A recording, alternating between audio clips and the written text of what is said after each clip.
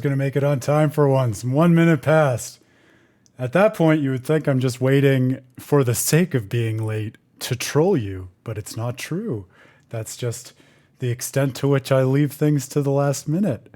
It's hump day, folks. It's Tales of Praxis, Praxis gamers, as I guess we're calling ourselves now. Welcome back to it. I'm Aaron Suduko, your host, the founder of withaterriblefate.com, your first and final source for all the most robust and passionate celebrations and studies of storytelling in video games. If you love games, if you go after them for their stories, if they're the narratives according to which you orient your life, you have found your way to the right place. I hope this finds you in the middle of a great week with plenty of good gaming and thinking. We're going to crank it up a notch because everything you do catches on, Grail. Don't act as if that wasn't your exact intention either. Good evening. So good to see you. For perhaps new friends among us or simply those who need a reminder since we've been doing it for so dang long, Tales of Praxis is a series that I started for With a Terrible Fate earlier this year, dedicated just to trying to better understand, analyze, and appreciate the storytelling language of a series that meant a lot to me growing up and continues to mean a lot to me, Bandai Namco's Tales, or Tales of JRPGs. They got me into gaming, storytelling, philosophy as a kid, all three of those separately, and also the combination thereof. And when Tales of Symphonia was remastered earlier this year, I decided, I want to go back and revisit what these games have meant to me in the past and how they shaped me and so many others as gamers and thinkers. And also, I never played all of them. Many of them I haven't played in a while. I want to revisit the whole dang series and see what it says as a whole. It's one of those series, if you know it, like Final Fantasy, that has a bunch of titles which seem to take place in their own worlds and be concerned with their own things. And yet, I would submit to you, part of what makes the Tales series so magical is that all of these games are deeply concerned with a pretty tight set of core issues to what it is to be a person, how to understand how our world came to be the way it is, how to find our place in communities, and how to shape the future that we want, and trying to understand the language with which these games study and invite us to think about these themes, both in the games and in our real life, not just in terms of the literal text, but in terms of their various storytelling devices. I think I can say we've all seen on the stream over the last few months, can really help you to unlock new layers of meaning in these games and just discover new ways of New Game Plus in them, something which we can all get behind since it's so central to the series. We've been doing it 3 times a week in these fine live book clubs, diving into full-length literary studies of various Tales games, feeling our way through by theme, and also in the form of long-form written articles, which I've been publishing on withaterriblefate.com. So if you like intertextual studies, character readings, little deconstructions of special moments in games, got a lot more on the way. So check that out if you haven't yet. There's plenty to keep you busy and keep you thinking for a while, I would submit. Oh, there's a Twitch ad at the start of the stream? Oh, well, thank you for warning/letting me know about that, Pottery. Gosh, I hope that's not something that... Has that just recently started? Yeah, because Grail seems to be saying it's because we reached the affiliate status. So I tried, and I made a big deal about this when we got affiliate status, to do whatever I could to turn off ads on my end. And my understanding was there was a way to turn it off entirely. That may simply not be the case. I will go back and see if there's anything else I can do to stop that from happening. Because like I said at the time, one of the reasons that With a Terrible Fate is structured in the way that it is, and I mean the whole enterprise, not just the streaming arm, is that we really believe in the value of this discourse and trying to encourage it in the community. So we never do any kinds of ads or sponsorship on the site, where obviously we have the most control, but trying to make that the case for everything like Twitch too. But at a minimum, if I can't figure out how to stop it on the end of the big mega corporation that makes this possible, I will try to preamble vacuously for at least 15 seconds so no one misses anything. How about that? Well, and that's a good spirit to have, Grail. If we can find ways for more of your things to catch on, we'll fix the world. If we could find more ways for the Tales series to catch on, we'll fix the world. You see, it's all connected. That's always what makes me feel the best when I get no money from any of the things I do. I'm kidding, of course, but I think there is some value to this being a volunteer passion project, but also one that can be funded by the support of like-minded gamers who really see the value in this. So I guess that's as natural a moment as any to remind people of what I don't mention that often, which is what little support we do get is all through Patreon and Ko-Fi by gamers who appreciate this way of thinking about things and constructing a language and a mode of interpretation according to which we can appreciate video games as a narrative medium. So if you love what we do, we never pressure, but we're always honored if you decide to contribute to that. Yeah, no, I truly had no idea, Pottery, so truly thank you. Good looking out. Good, folks. Well, I think I'm excited just to dive back into Tales of Grace's F on this fine Wednesday evening. I was trying to think of a good music cue to introduce what I had in mind. I couldn't think of a great one except for this one with no vocals. So this is Aaron's terrible rendition of a song you might be familiar with.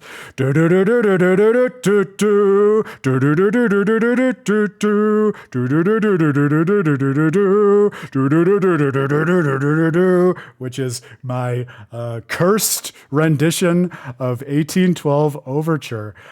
One of the few pieces of music whose score explicitly calls for cannons. If you can believe it. I know that among other reasons because actually one of the more idiosyncratic things that I did in undergrad was, I mentioned on the stream before, I was actually a bell ringer of all things, and the overture also calls for bells. And so every spring we would do a little performance of it in my dorm's courtyard. We didn't have actual cannons, but we had an actual bell set, and other kids who were performing in the orchestra would pop balloons to simulate the cannons. Why am I losing my mind riffing and thinking about bells and cannons while Grail is losing his mind and turning into a JRPG antagonist before our eyes? Well, it's because, as you might recall, we're on a journey ultimately to save Richard and Sophie. The gang has been very clear that those are their two goals, and we spent a lot of time on the last stream picking apart what their practical orientation in the world says about how this world constructs its problems and solutions and what it is to change within the world. It was a great stream for putting together many of the pieces that we've been wrestling with over the last few. So I would just say, if you didn't have the chance to check it out, definitely encourage you to watch the VOD for that one. That was certainly a lot of fun. Well, it's always about a literary canon. This is about the other kind of canon, Pottery. So I think the answer to your question is yes, as Grail says. I'm thinking about canons in the sense that as we are on this mission specifically to save Sophie right now, and we're trying to figure out how to get passage to this other world, which we don't know that much about yet, except that it's figured in the archives as a way that we might get more information on what Protos Haste, what Sophie's all about, how to save her. We are on this side mission of getting these Eleth cannons back up and running to basically puncture holes in the aquasphere of the world so that the spaceship we discovered on Lant Hill, not on Lant Hill, in the seaside cave by Lant Hill, to go through the aquasphere and get to the other world. And it had me thinking and appreciating in a quiet way, as I do in between Tales of Praxis streams, how cannons are really one of those motifs that I at least didn't stop to appreciate in the Tales series until I started doing this Tales of Praxis work and thinking more about how many elements of these games recur. Not just things like spirits, but indeed also things like cannons. The idea of big, like large-scale Magitech weaponry that fires projectiles has really been there since the beginning. You see it in Tales of Fantasia. But even specifically the idea of cannons that are designed to puncture things or divert the course of energy really goes back all the way to Tales of Destiny with its multiplex lens cannon, which is crucial in the gang's quest to make it to the ether sphere. The ether sphere, that's the name of it, right? Yeah. It's been a minute at this point from Tales of Destiny.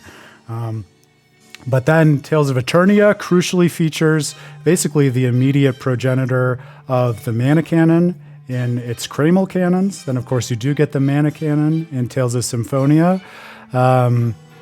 Even if you think of something like Tales of Arise. There's a way in which I was almost smiling thinking of the Wedge, which takes center stage later in the story as a kind of reverse canon, projectile vomiting all of the energy from Dana up to Lenegus and ultimately to Rena. So it got me in a pensive and literary mood, thinking about the way in which what we're doing now, setting up these canons, is enmeshed in something that has a lot of meaning if you step back and think about it with the other games. We don't need to peel back the meaning right now, but I would invite us to keep it in mind as we go forward. One thing that struck me as I was thinking about it, especially with respect to this kind of canon that shoots up in order to penetrate the boundary of a world, which is another key aspect of what it is that we see in this. Does the mana canon come up in Fantasia, Grail? I don't remember, to be honest with you. It might. I don't have a memory of that, but it might. I would defer to you on that one, even though I recently played it.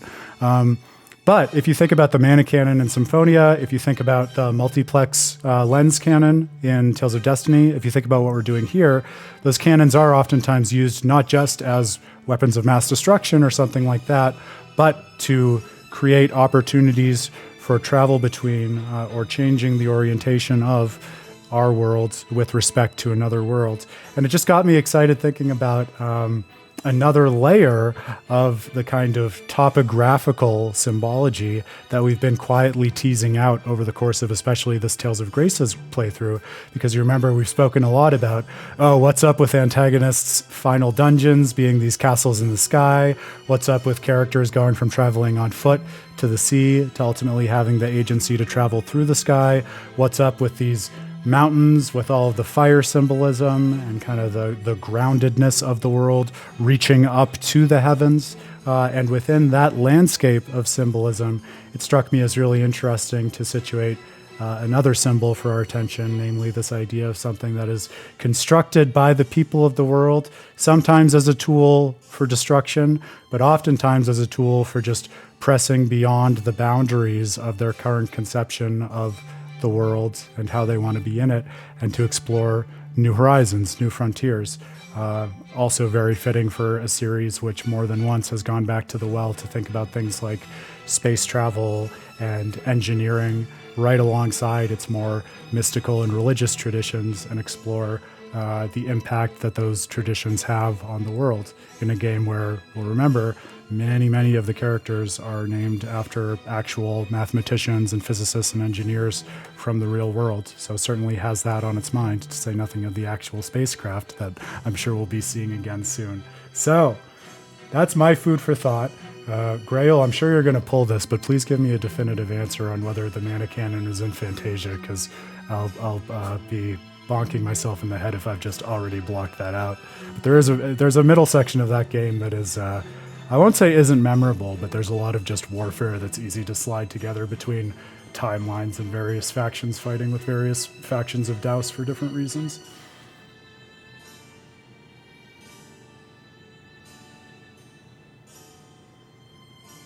What is the photo? You say that like I should know the specific photo. Are you talking about like the title screen for 3? Is that what you mean?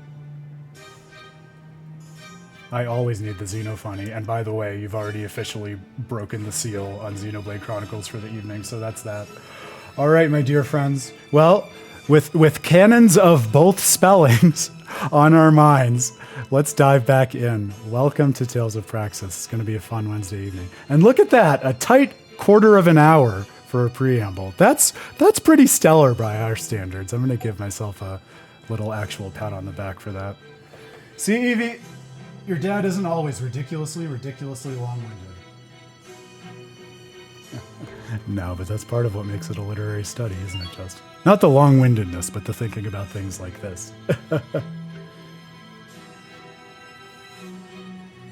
Oh, the photo in the game. I've got you.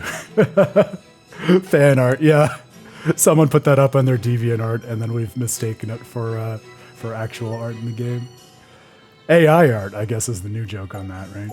I had wanted to take a moment just to look at Asbel's arts last time, so I'm actually remembering to go back and do that, because he's gotten quite a few more since the last time I adjusted his kit. Probably be easiest to do this once we actually see the next weakness layout of enemies in the next area, per Pottery's consistent advice across the last few games that we've played, but just to try out a few of the ones that we haven't touched, I'm just going to switch up the ones that we've been using forever for a minute.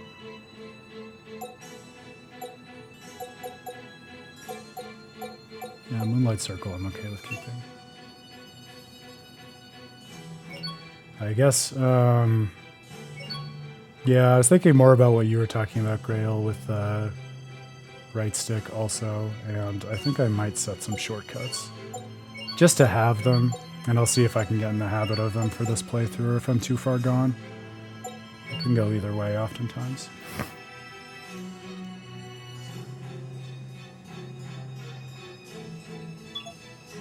Oh, okay, so then in that event, the mana cannon is the Magitech that I was talking about and alluding to in Fantasia. I just forgot that that was literally what it's called. Got it, that makes sense. I remembered it as some kind of nondescript and unnamed weapon that they used against Douse's army just to absolutely nuke them during that part of the past sequence. But there you go, it's the actual mana cannon. That makes sense. It's a death ray that shoots mana like a laser. And all the more interesting in terms of the theming that we were talking about, exactly because it's a kind of nuclear weapon that is then repurposed in order to actually save the world. Not in like a pro-nuclear energy way, that came out in a weird sense, but turning something from a weapon into something that could actually be positive and restabilize the world in terms of how the gang then co-ops the mana cannon in Tales of Symphonia.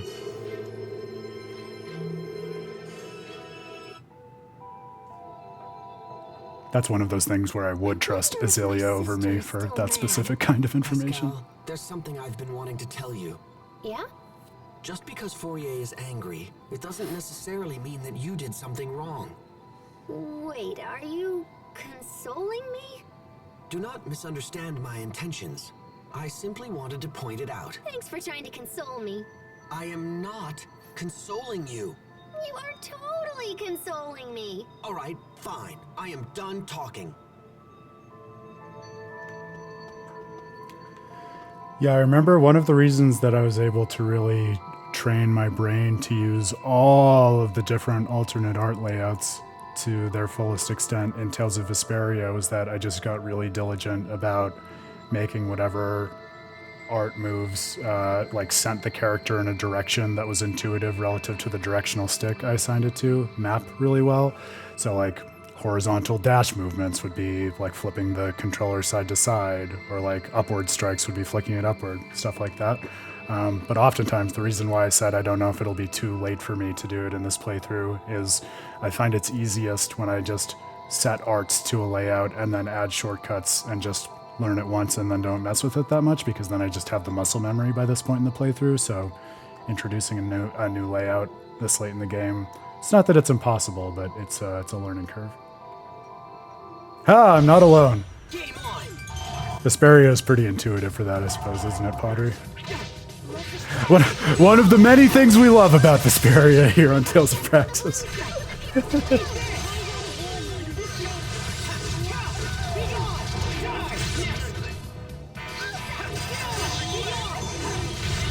I actually only used the real wolf in the game, so I'm sure I wouldn't know.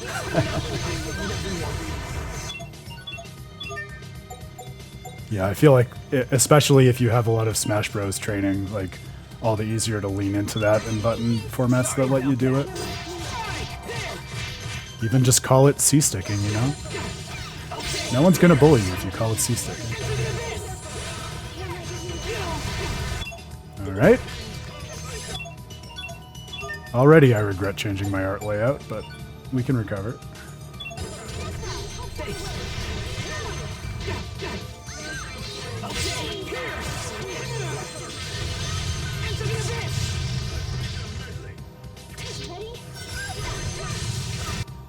Alright, so let's see.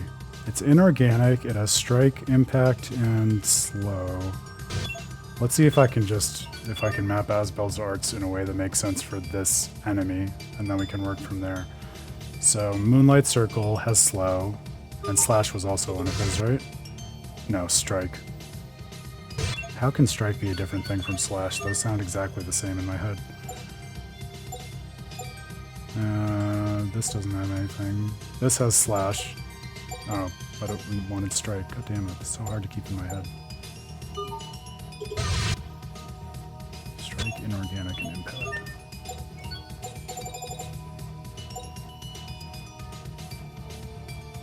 Inorganic, okay.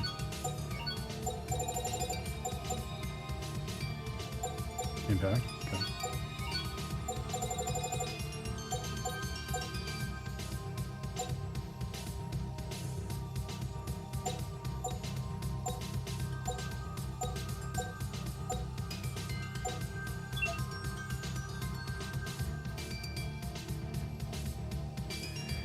Yeah, I want Abyssal Seal to be better than it is. I like the flavor text in Enter the Abyss, I serve to protect. but the attack itself seems pretty hard to nail.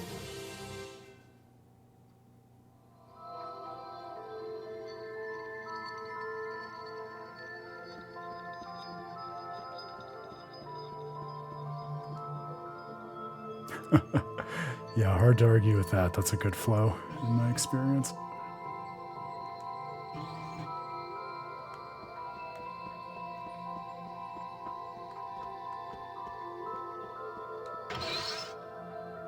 Oh yeah, that makes sense.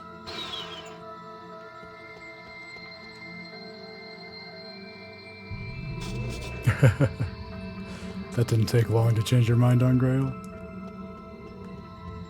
Is there something here? I thought I saw a box to interact. Alright, out we go.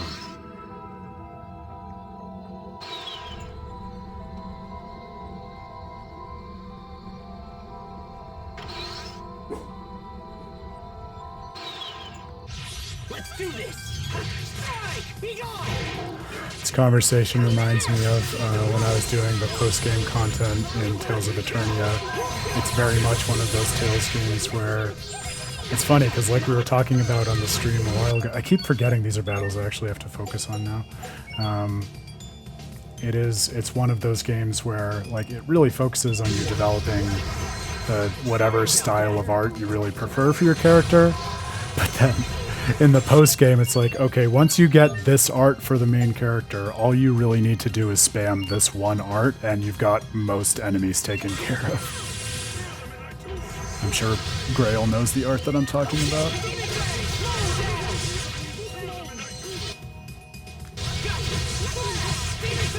Victory is ours!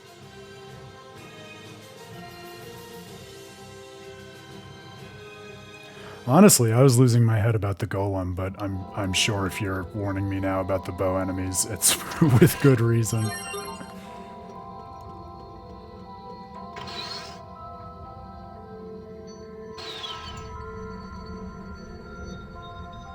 Honestly, with that turtles outside, I might just go back and restock on life bottles before we get too deep.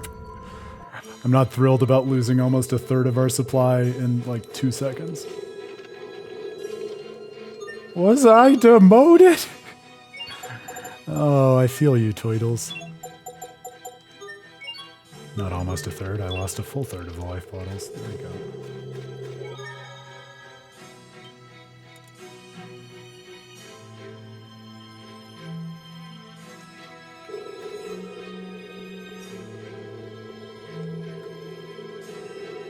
He's a fangy lad, there's no doubt about that. Let's not forget about Douse Blast, though. Arguably the most fun Easter egg art that you could think of. Ugh! Okay, let's do this. Be gone!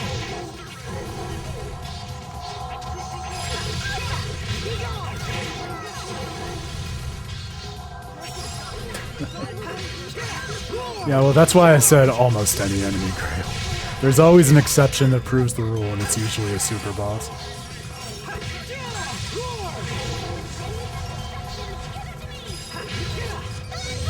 I know. I wish it were voiced more clearly, too. I hate that you can, like, barely hear it whenever Yuri uses it.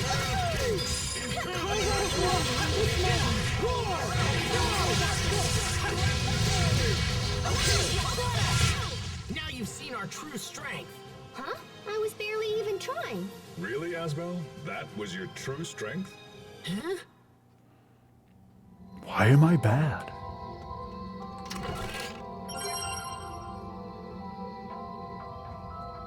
New cologne! Tiger's Essence.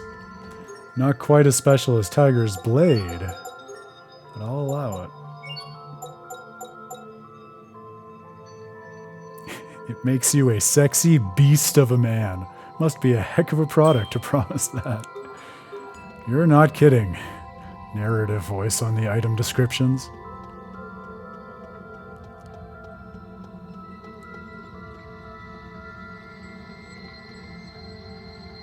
I do like the idea, I think it was you who raised this pottery a while ago, that maybe the voice on all of the item and text descriptions is just like the most proximate character to who would be talking or thinking about it. It's like I can imagine Malik picking up a cologne and having that commentary in his head about it, evaluating the way it's named and how it advertises itself.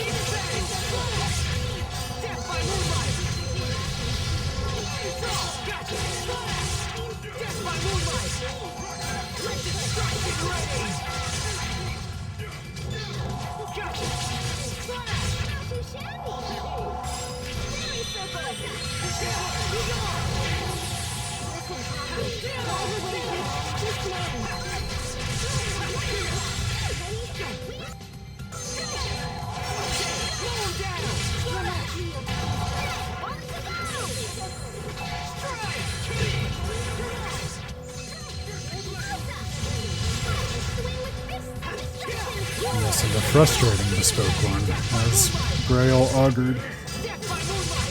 Victory is ours.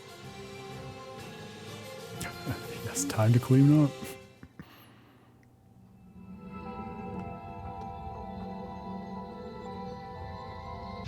I can't lose. Oh no, I know. I spent enough time in the definitive edition like a degenerate to at least see and have knowledge of most of those little Easter eggs. Yeah, the amount of care they give even to the joke weapons is pretty amazing.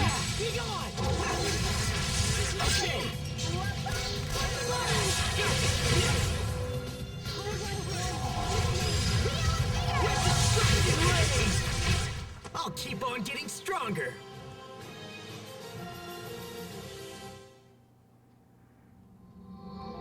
That whole arc of like the side quest of finding that engineer whose name I'm blanking on, and like, you know, helping him build the little robot buddy who ends up going with Carol, like that's such a fun little side adventure to go on of the many that Tales of Vesperia offers.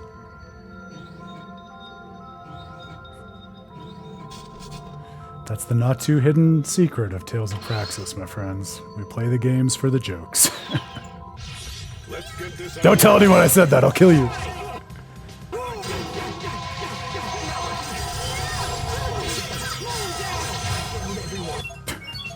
Good game, Asbel. Good game. Sorry about that.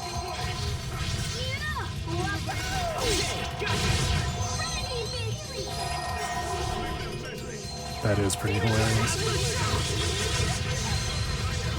You can't spoil anything about Heartstring, dude, though. I've come this far knowing literally nothing about it, so I want a fresh playthrough with no knowledge. Silver, shining blade of triumph. That was some fancy knife work. What else are you hiding from us? I'm not hiding anything. Anything.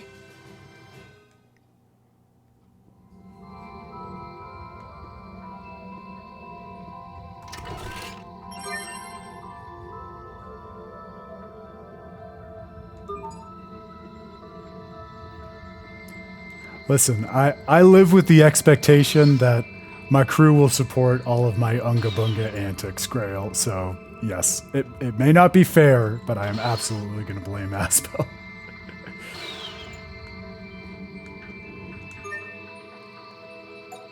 That is a good question. How is the Sonic mount progress going? He hasn't used it a single time? That seems implausible. Maybe it's because we didn't turn Groundbreaker off.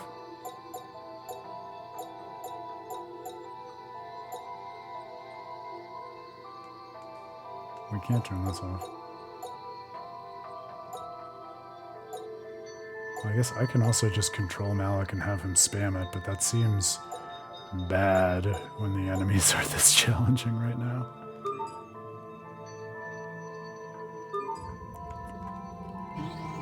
That is kind of fun, though, the idea that Malik just has his style and those, like, that high tier of assault art just isn't consistent with it. Like, I don't love it for our very specific desire of wanting to see his hidden mystic art, but I love the idea that the AI, intentionally or not, can give the character that kind of personality in battle. That's right. It's a very niche style, but I respect it when I see it.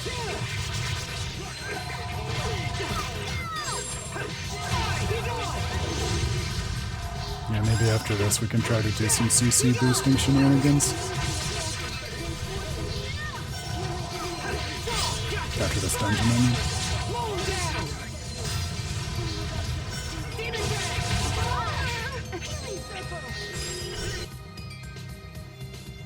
This is inorganic, aerial, and paralysis.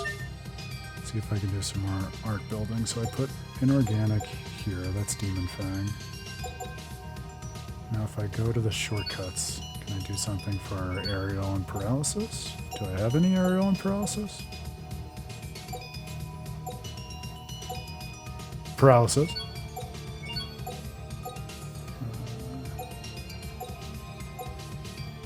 Aerial. Perfect.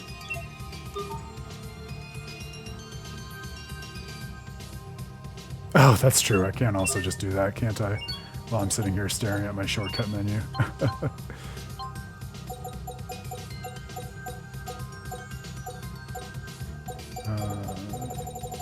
Oh, no, I don't think I can. I don't think it lets you shortcut assault arts, which makes sense. I mean, it would be hard to call on a character to execute a specific assault art, especially if it's upper tier. Hey, we all learned something. It's a process. We're all working through it.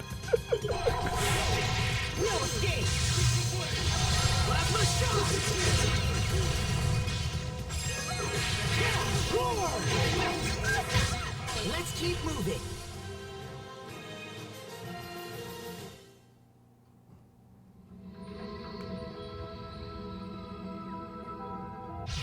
Let's get this underway. It does seem like a lot of these enemies are good at just murdering me. The harpy types, too, they're just so aggressive. It's like they're built to counter my playstyle.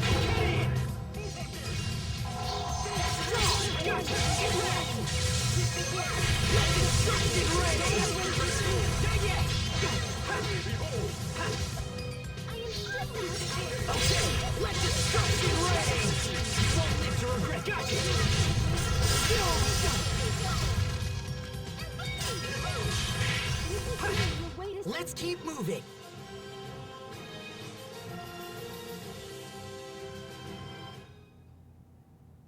MVA, that's a new one. I'm gonna have to steal that, put it in my back pocket for my vocabulary. We have visitors! I mean, especially in Graces, for all the reasons we've talked about, I feel like it's just so situational that like it really incentivizes you to find a situation in which you can use basically every art.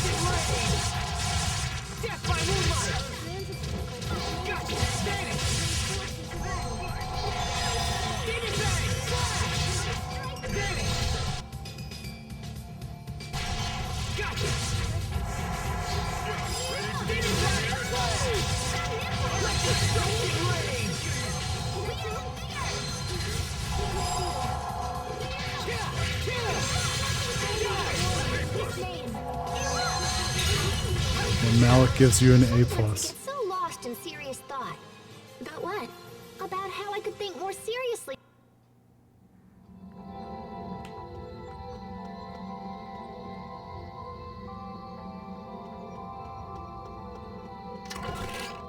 Goggles? Ooh, must-have eyewear for motorcyclists.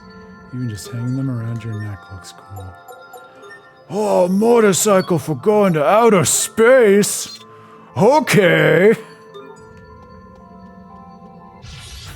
Potter is here tonight, so I can make I think you should leave jokes. Oh yeah, guys. They've definitely got motorcycles.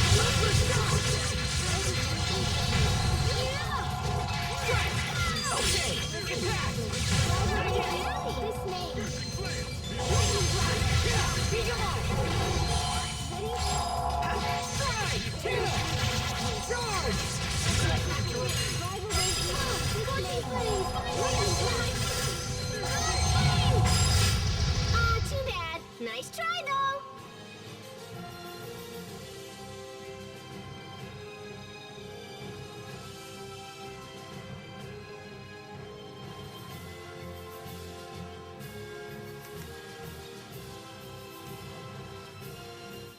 But we decided we needed to unlock something in the titles for the arts before that actually works, right, Grail? Are you saying we should just try to see if we have it at this point? Yeah, because I haven't been. I did forget about that, I will admit.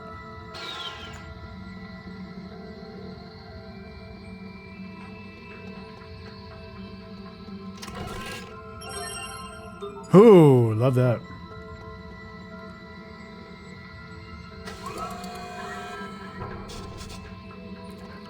It's okay, buddy. I am too, as you know. That's why it takes a village. Boy, this is a big facility.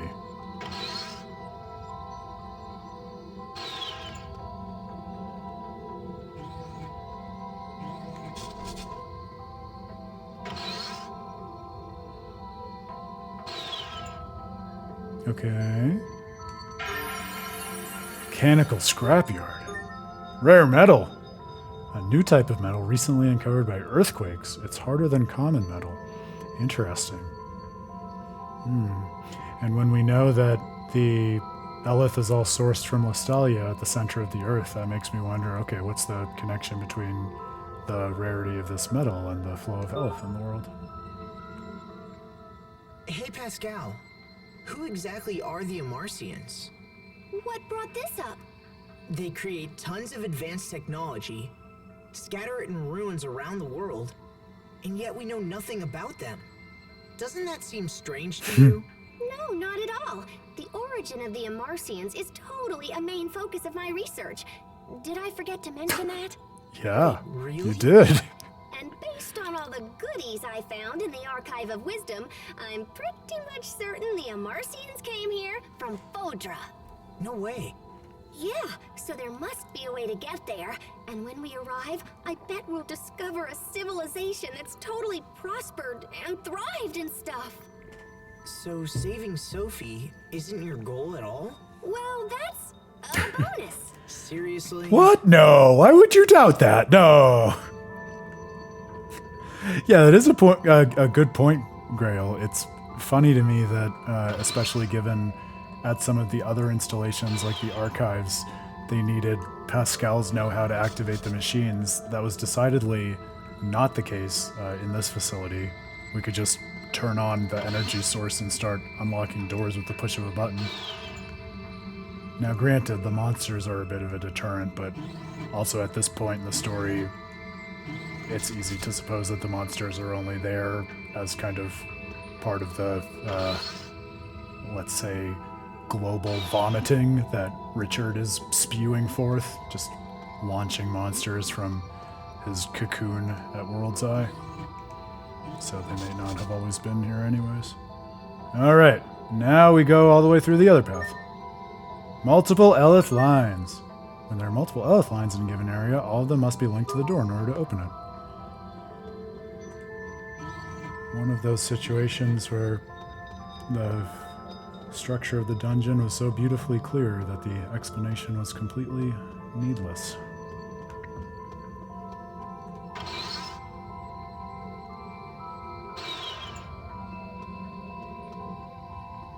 Yeah, and it's even interesting to think about that in that way to me too, Grail, that maybe part of the Amarcian culture was not just locking their secrets behind technological know-how, but also thresholds of strength. Like you need to be sufficiently strong to work through this, if if we're to suppose that the monsters were here, even as part of the safeguards.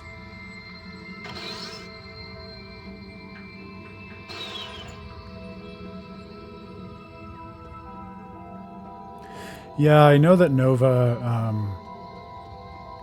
explains the monsters that are attached to him. It was not clear to me, like, were all the monsters that attacked Lant, were they all Nova monsters? Was that clear from the cutscene? So I wasn't sure if it was one of those situations where some monsters were tethered to him and therefore Nova enemies, but they also had their own entourages of regular monsters or something like that. Yeah, I remember. I think Grail called out that VA, the VA sameness way earlier in the stream. But yeah, talk about range. That's just amazing.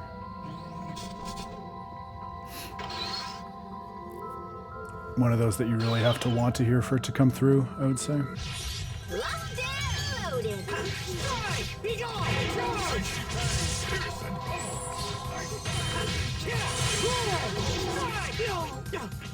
I think you did, because I feel like the only other person who would be Pottery, and that would mean that Pottery had totally forgotten that he did that and then called it out again weeks later. Which I don't, and maybe you did, Pottery. But someone certainly told me that, because there's no other reason that I would have that fact in my head. One of you already knew that. Whoa, time out. Can we get a do-over? Ugh, yeah, Art Seal. Not my favorite unless it's the result of a Demon Seal.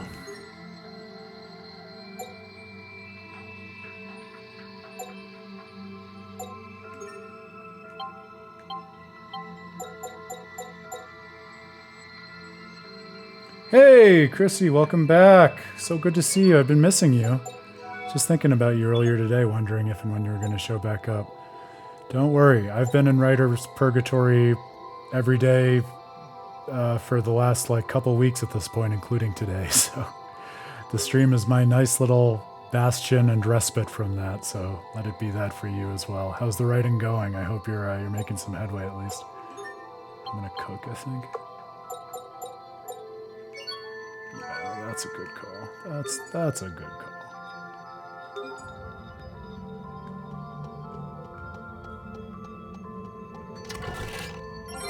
Earthen pot. All right.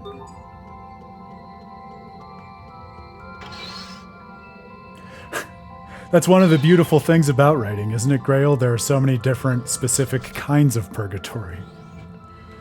It's the modern reflection of Dante's Purgatorio, with all the different levels of the mountain on the way to heaven. But if you work through it, you do get to heaven, and that's why the symbolism works. So I imagine you've been in your purgatory and haven't made much further progress on your own writing in a spell, Grail.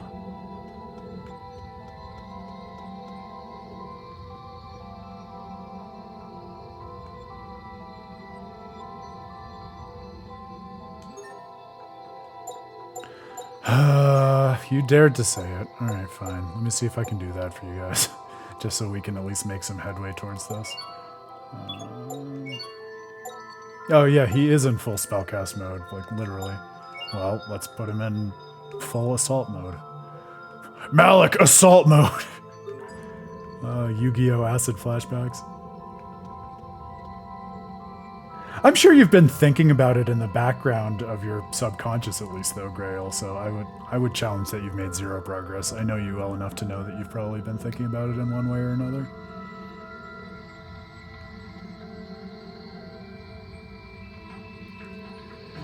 Well, Chrissy, that definitely does sound like a lot. Best of luck on the PhD deadline.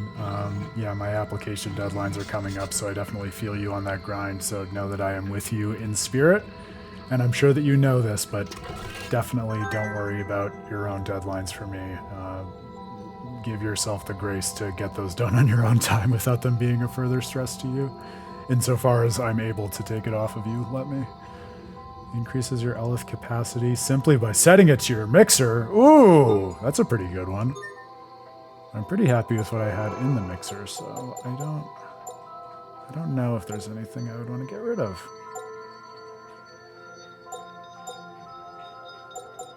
Yeah, I'm okay with that.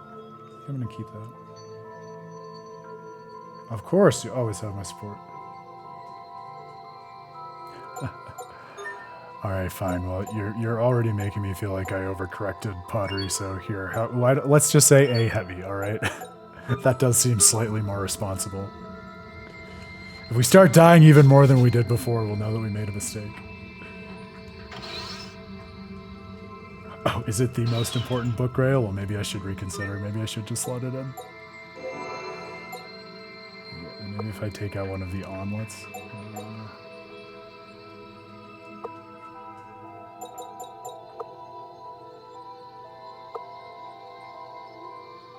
I feel like we make the soba omelet less, so here, let's do it that way. Okay, I feel good. Oh, Pottery, don't worry about that. You know that we'll blame you either way. What you do or don't recommend has no bearing on that.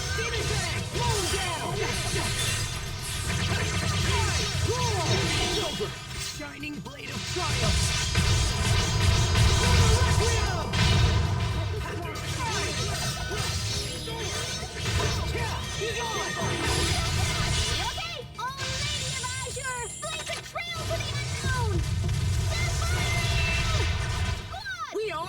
So what were the last key events that you saw, Chrissy? I can try to catch you up quickly while we're working through this dungeon here.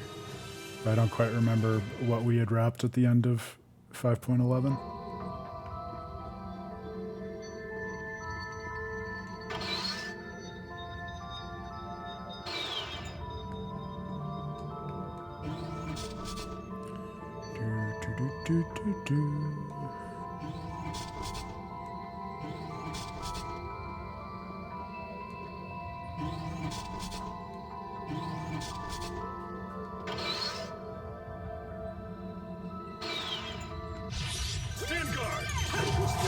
Yeah, I think it was before we got to Kurt. Maybe the stream where we went to the Enclave and met Fourier?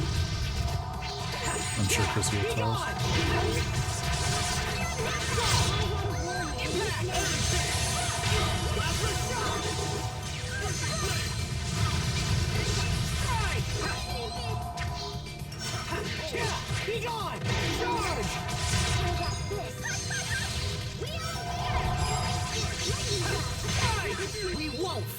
Oh, the sickly child, that would be when we were in Zavhert.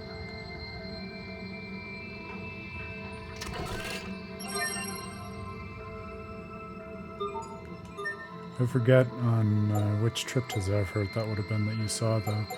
I guess broad strokes, yeah, so the gang went to the nation of Fendal, which is kind of the Soviet analog, so that's where Zavhert is. In pursuit of Richard, because they figured he would be going after the last of the Valkanist Krios, and they were trying to figure out what he was up to, what he wanted. They explored the area, learned a lot about the government and culture. After that, they discovered that Pascal was actually an Amarcian, a member of this ancient technological race that everyone thought had been extinct. And so to gain more information about what the government was up to, because there seemed to be some shenanigans with their Valkanists going on in the background, they went to this Amarcian enclave, the home of all of the Amarcians who seem to be remaining in this world. And they learned that the Amarcians had been collaborating with the Fendal government to basically do research experiments on their energy source, their Valkanist Krios, in this kind of clandestine, questionable way. We learned that it was actually Pascal's sister, Fourier, who was at the helm of those research efforts and was basically trying to revive Pascal's work that Pascal realized would never come to fruition and was actually really dangerous. So we found her, corrected her, went to the government to try to stop them, learned about Malik's past. Turns out he was a revolutionary in Fendel 20 years ago. Before he left, he had his own revolutionary friends. Got to know about that past and them. His ill-fated love, who was the daughter of the leader of the country, and a friend, Kurt, who went on to be a key figure in the government, whereas Malik decided to leave and go off and join Windor instead and try to remake himself in an effort to stop Fendel from making a huge mistake with its Valkanus Creus and causing a giant explosion in a kind of Chernobyl-style meltdown. We pursued Kurt and the rest of the government and found the Valkanus Creus, stopped Kurt. Kurt is the zoo man that Grail is talking about because he used attacks that are all named after animals, hilariously, but he was a very hard boss. So we overcame him, and then Richard showed up to unleash more of his shenanigans and absorb all of the Eleth from that Valkanus Creus. So he absorbed it from all three of the Eleth sources, these Valkanus Creuses across the world. And then we discovered that he was going to World's Eye in an effort to penetrate into the core of the world, Lestalia, where all of the Eleth comes from. So we pursued him there and had a big confrontation with him. We learned from these archives in the Amarcian Enclave, which is kind of their wellspring of knowledge from across history, about this other world, Fodra, and this as yet not totally clear but seemingly antagonistic being, Lambda, that tried to do basically what Richard seems to be trying to do in the past, and this force called Protos Haste, which rose to combat him. And then when we confronted Richard again at World's Eye, it seemed like we had defeated him for good, and then the force that had seemingly been possessing him fully took over, did something unclear to Sophie that kind of zapped her batteries. So now she's in this kind of stasis mode where she's blind. It kind of seems like she's dying. And so we're trying to figure out how to get to Fodra to hopefully learn more and help her. And in order to get to Fodra, we learned more from another Amarcian archive. We need to use this spacecraft that's used to travel between worlds. We need to activate these Eleth-firing lasers in order to create a hole in this aquasphere, like an aqueous membrane of the world, so the spacecraft can go through. And so now we are at the location of the laser in Fendel because the laser is not responding to Pascal's commands. And so we're trying to fix it so that then we can get to Fodra, with the ultimate goals being twofold: save Sophie, save Richard. So end of the day, for all that complexity, pretty simple, especially in this kind of game. The heat ray control unit should be around here somewhere. Yeah? Just a hunch. This place is laid out like the other Amarcian ruins I've seen. Control units and such aren't exactly our forte. This one's up to you, Pascal. Leave it to me. I'm on this like white on rice.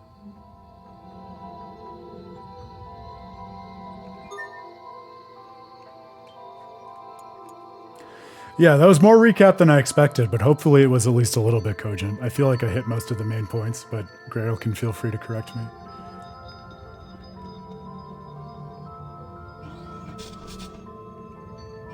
Yeah, always interesting to see how quickly those fandom wikis get updated. I'm debating. I'm actually interested in what people would think because, you know, my last writing project for Tales of Praxis was a write-up of the study I did of Tales of Arise for PAX West back before Beyond the Dawn came out. But now I'm kind of on the fence between doing that and just thinking about Arise on its own terms, or thinking about Beyond the Dawn while it's still fresh and people are actively working through it. But I don't know. I also feel like as I've worked through and published on more games, especially in the last few years, I've come to recognize that I digest and think about these games much more quickly than most people do. So I feel like it might not be the worst thing in the world to, start with just reviewing Tales of Arise and give people a little bit of time to catch up, and then write something about Beyond the Dawn afterwards once more people have gotten around to it. Because as you say, I mean, it's not fun to invite a lot of spoiling, especially when something is new in the discourse, for all the reasons we've talked about quite a lot in the past.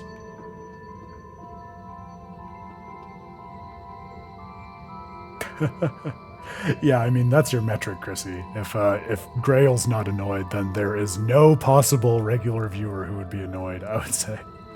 But it's good, you know, especially in a long-haul JRPG like this. I would actually say it's nice for us to take a step back and review the main points of the story every now and then, because there's just so much of it that, as we all know, it can sometimes be easy to lose the forest for the trees.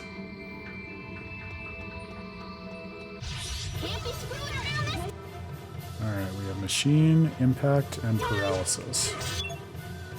Does Asbel have those arts? I don't know if I saw anything for Machines on his palette.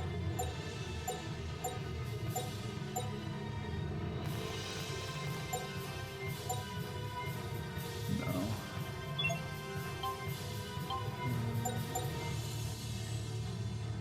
But Impact is Shockwave Flash, and Paralysis is that. Okay.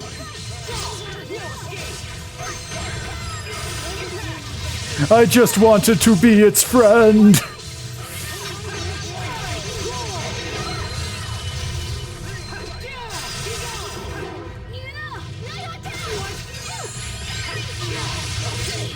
Are you trying to tell me that the battle can be won with Plasma Shock alone? It's very good. And I do like it when an enemy is nice and big and slow. Oh, but I don't like that.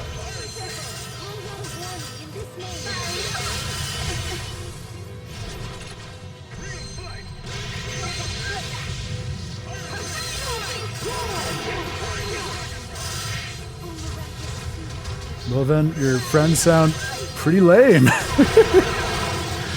No, it does take a certain kind of attention to get really invested in the synopsis. That's one of the things that's always a hard line for me to toe in even my analyses of games, because, you know, for someone like me, I'm speaking to people who have played these games, but also one wants to introduce into the analysis, kind of as evidence, the elements of the game that you want to talk about.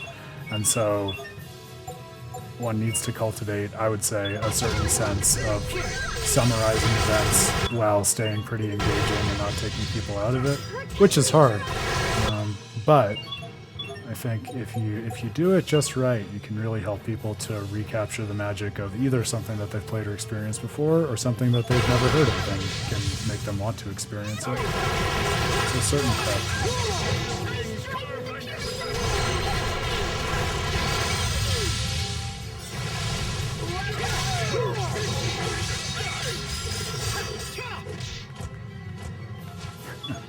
Well, that does seem like a bit of an ask for people. I could see that.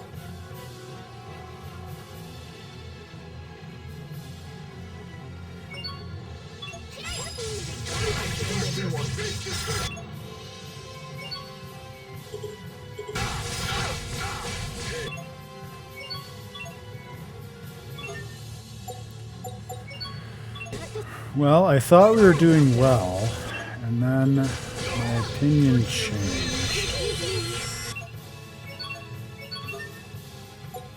I wish we had anything resembling a treat right now.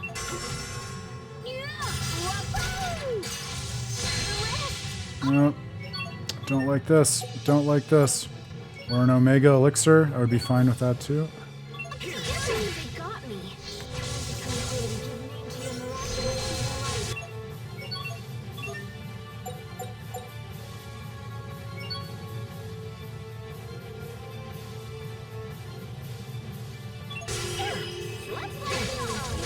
Oh, well, yes, I would say that's a different issue, Chrissy. I mean, if you're literally about to show someone something, then don't summarize it. I've fallen into that trap too, but it never works out well. Yeah, I'm about at that point too, Grail. I'm having such a good time that I'm already pre-repressing it.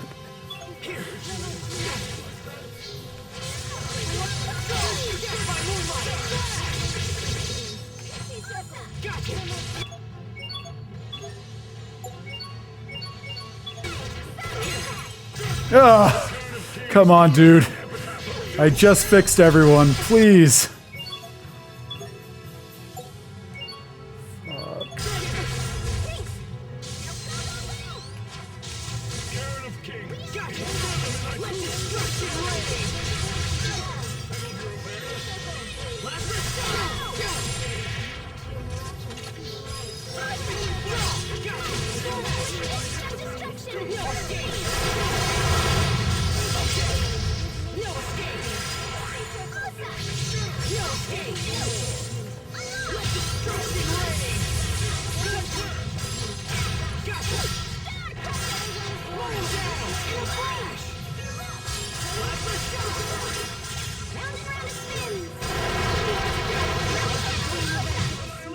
All right. Can we get a do-over?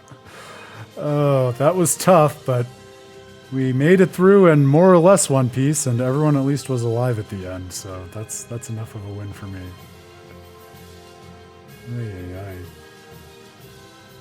Yeah, sometimes your excitement gets away from you. I can certainly sympathize with that. That's it. That's gotta be the heat ray cannon. No, my years of playing these games have taught me you always have to aim for the head, Grail, and I won't let anyone tell me differently. It's where they're weakest. Shh. Maybe it'll work now that there's nothing in the way. Let me just boink here for a second. Let's see. Well, see, okay, so at least when it comes to the actual interface to activate the cannon, you do require the boink expertise of Pascal. So it's not as if even any old strong person at level 40 could walk in and do this. That's reassuring per our earlier conversation.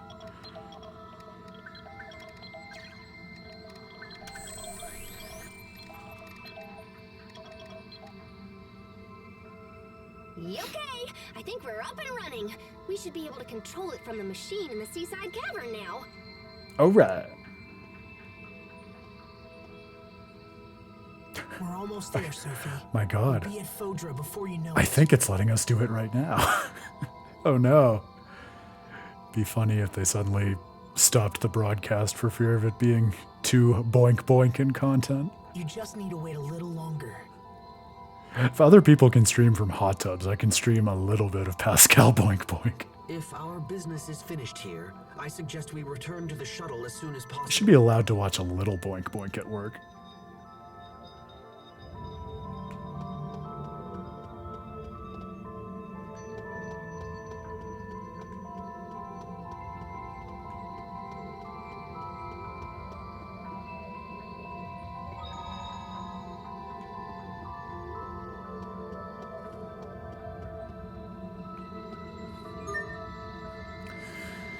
Just dumb, I think you should leave references upon I think you should leave references.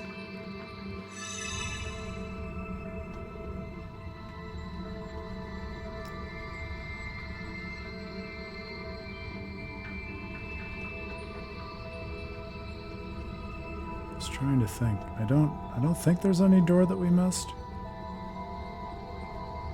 I just had a sense that we went through the beginning of the dungeon a little unilaterally. No, we definitely did this. All right, cool. Let's go.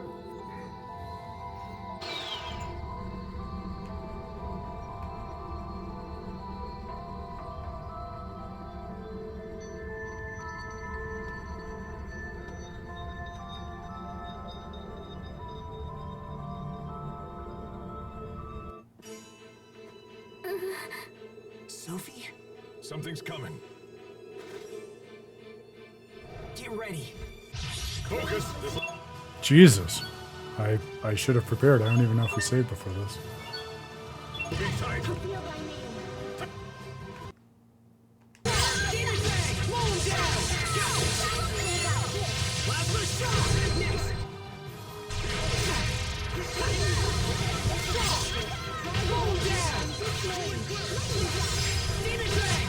Your sword skills are amazing.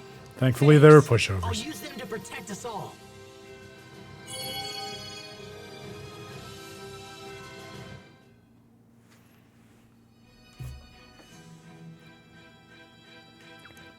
reach of those monsters has grown long indeed. I think Sophie was trying to warn us. Time is short. We must make for the seaside cavern as soon as possible.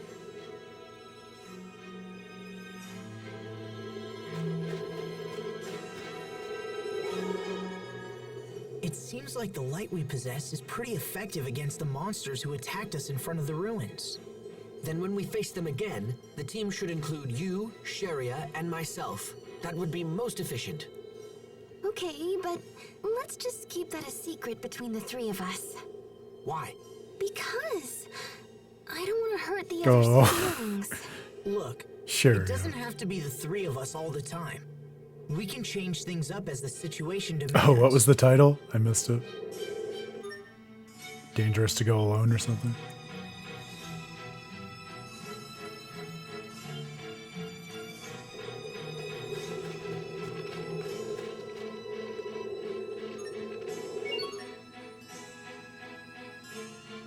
Oh, it's a secret to everyone.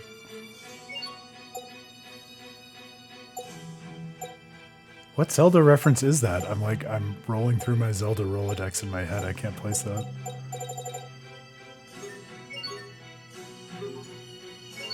I was appreciating too. I don't think I mentioned this, but it was right at the start of the stream, so I might have just forgotten already. But I'm continuing to appreciate the development of Hubert as a character, because I don't know that I can pinpoint the moment it happened, but he's done such a 180, going from being totally suspicious of everyone to now like almost aggressively trying to support them, in the way that he was talking with Asbel last stream, and we had the whole discussion about this, of the party trying to share their ideals with the world, and the way in which he was like aggressively supporting Pascal as they went into the dungeon, and he's had similar moments with Malik. Almost like he's trying to bring his sort of like military leadership disposition to the party, and like become friends with people as a way of boosting their morale and making the combat team as effective as possible. But it's fun to see how vigorously he supports them.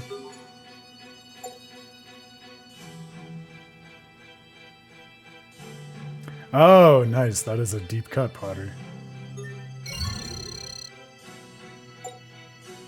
Oh, the stream even teaches me things I didn't know about Zelda. My knowledge of Zelda is not encyclopedic, though.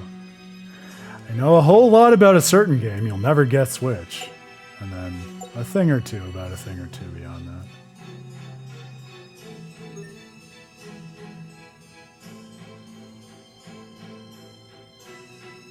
Yeah, you got it in one, Spirit Tracks. Greatest game of all time.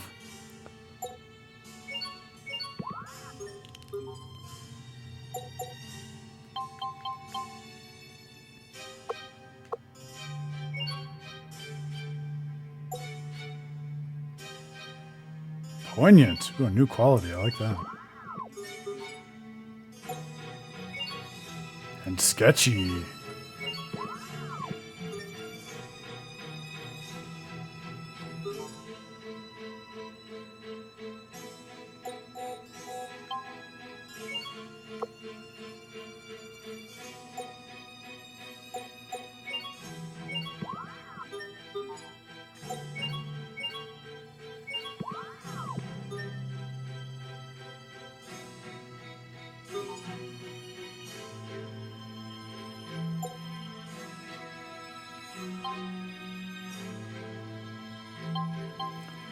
I have every few months wanted to go back and try to give Phantom Hourglass and Spirit Tracks another try, but never wanted it hard enough to actually do it. They're Zelda games, so I believe that there's something to be had in them for sure, but yeah, it was hard for me to get over the hump with it the one time I tried years ago.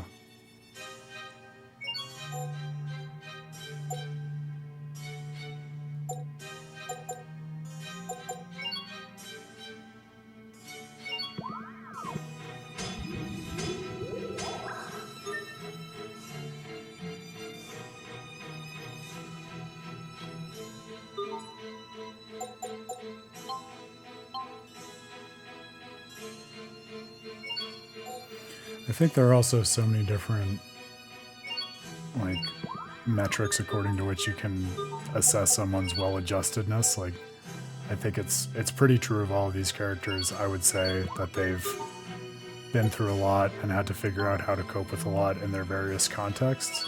An interesting question might be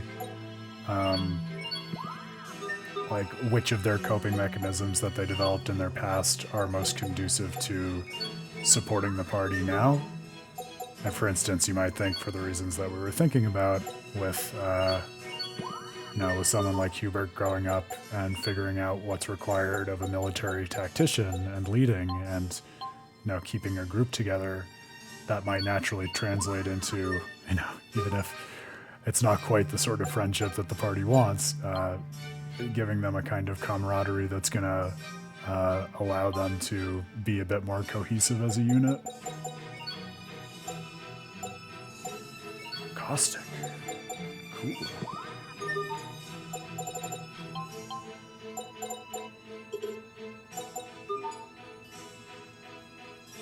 Alright, I think that was an adequate amount of dualizing, and we still have some money, maybe just a few more peach gels because I'm anxious about life right now. Anxious about life? Oh, that's not even what I meant. Anxious about life in and out of the game, how about that? Oh, I'm selling. Stupid Aaron, I'm in the wrong menu. Oh well. Huge fan of Minish Cap. Yep. That's one that I only played once, but I loved it, and I think every now and then quite seriously about going back to it. Vati, criminally underrated Zelda villain. Okay, I'm happy with that.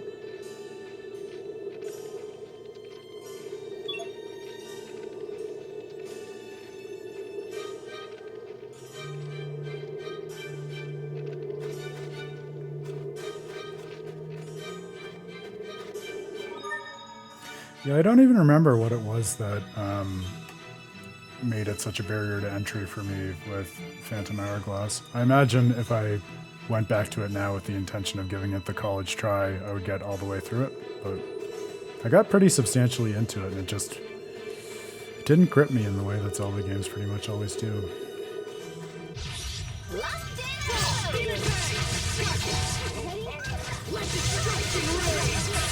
Well, I'm anxious about getting under level, as you know, Grail, so I might try to knock out a few enemies on the way back, but yeah, we can try to expedite it a little bit.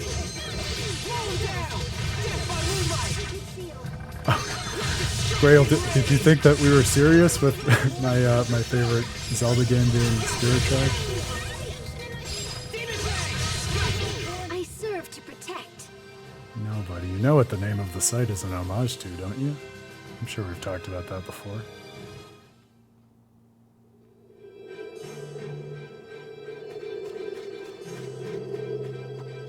Oh, it's okay. It happens to the best of us. Did we go up this path before? Can't remember.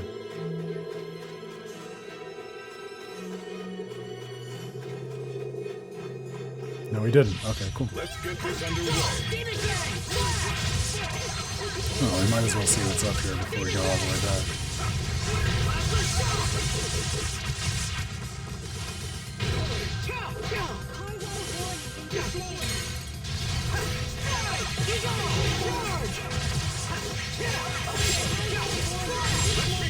Dance with fire. Can you see it coming? History walks. It will take more than that to stand in My our way. boy!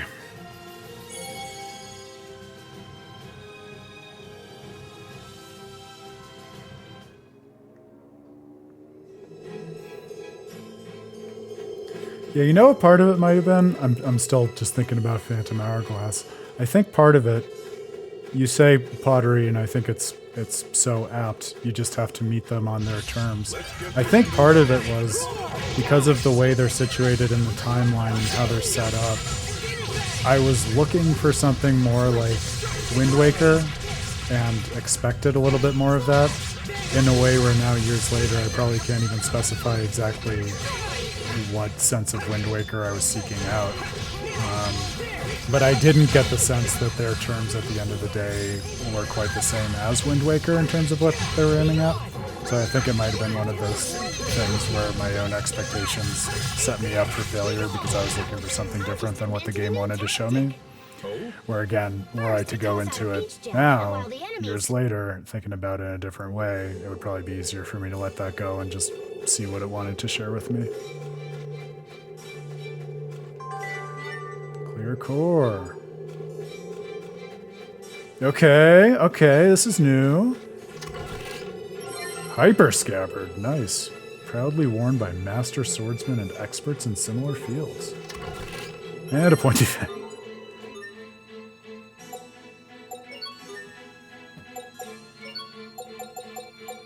Nice. What am I doing in a place like this? Ah, you see, this is some place I can never forget. I still remember the frozen flower and the promise I made to her. I wonder if that's supposed to be a little Tales of Symphonia allusion. Ice drop flowers. Like Celsius's tears. Hey, Pascal, are there really only 3 Valkanists in the entire world? Yep. Wind, water, and fire. Oh, you don't have to lobby too hard. I can do that. I can do that for you. Maybe ice. Like this ice drop flower here. In that case, we might not need to go to that Fodran city. There might still be a way to cure Sophie. Asbel, I hate to break it to you, but you're way out of your league with this stuff. Ice is just frozen water. Idiot. Fourth. You sure? Promise. What would we even call a glyph of ice? Celsius? 3 types of Elith are the foundation of any Creus. I mean, life is based on those 3, so I guess you could call whatever compromises life. Well, if not the 4th Elith, then the 0th Elith. Ah, the Elith of Light. But look, none of this has to do with anything. Rem. Sorry I keep asking stupid questions. Just hold it together and stuff. If not, we'll never make it to Fodra.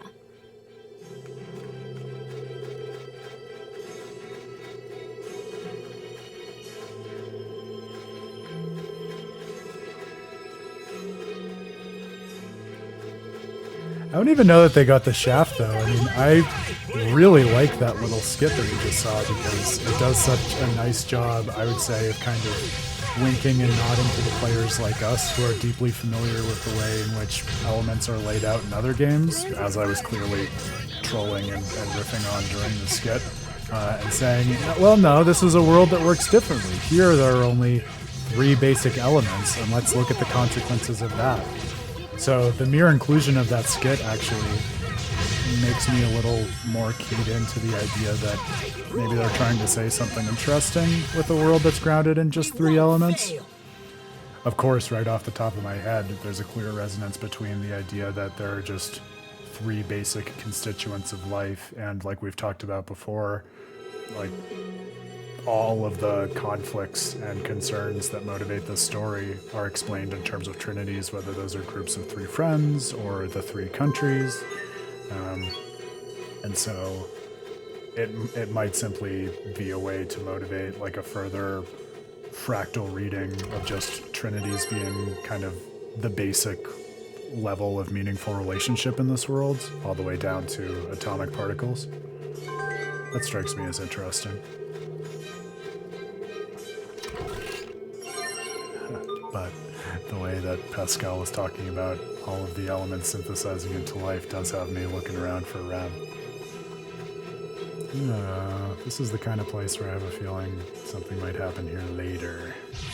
Locked and loaded. Roar! Charge! Okay, oh Lord of Virgin!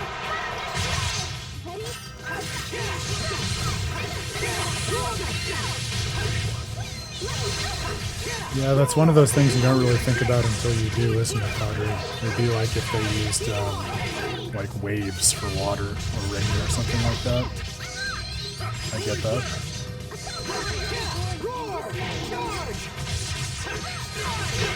Everyone's fine. That's what matters. Grail, stop terraforming every world into Aldrin. Especially with what you were saying at the beginning of the stream, I'm worried you're going to turn into Van Distelka. You never go full van. Go minivan at best. It's a more practical transformation.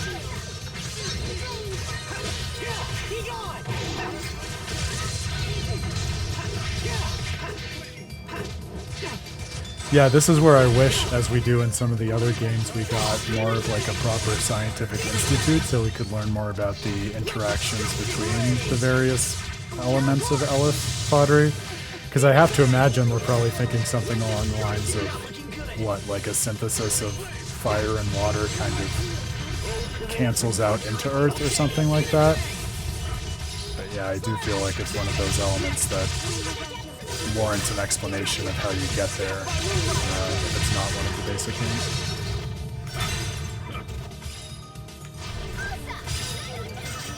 Tales of Eternia, I'm telling you, it's great for those sorts of explanations. Which is also great for them being able to say that the series is deeply familiar with offering that level of explanation, so you would hope they'd do it here, and in the absence of it, it almost makes me wonder if there's a point to that.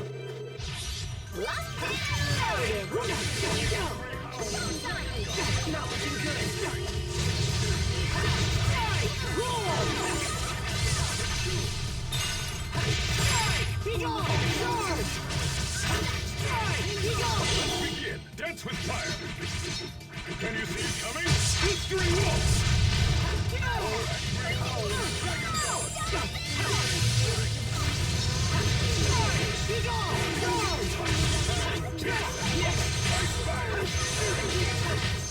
No one can stand before my blade. Well, but I think if I was understanding pottery right, Grail, the idea is like wind is something of a perturbation or disturbance in the medium of air, in the same way that something like, you know, a wave is a disturbance or a perturbation in the medium of water. And so it's like, it's more of referring to something that occurs within a particular element rather than the element per se. So almost like a confusion of level in what's being referenced in the name.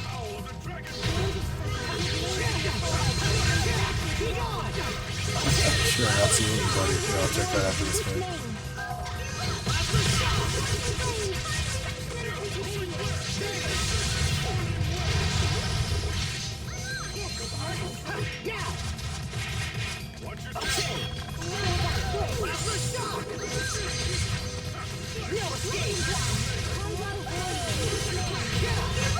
I'm not done yet.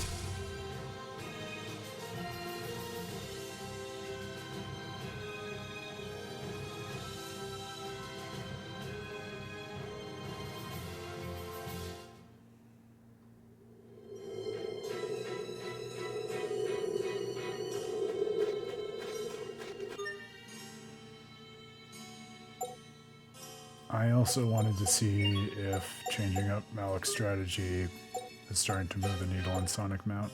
And it is!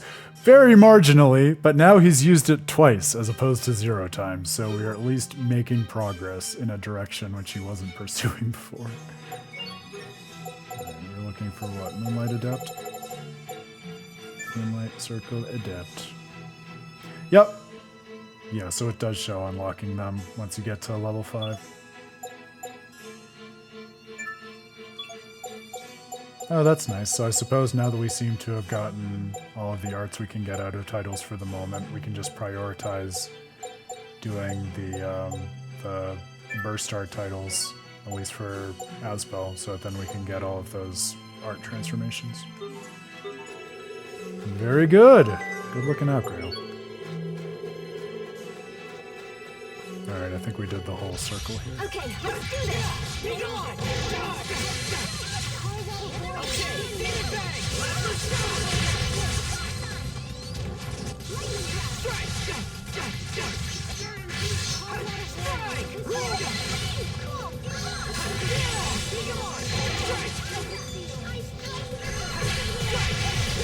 Great job!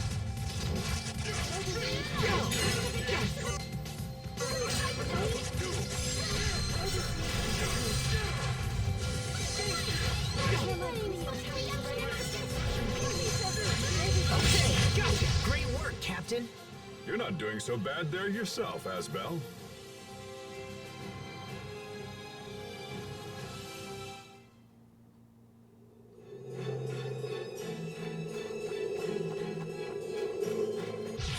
Stand guard!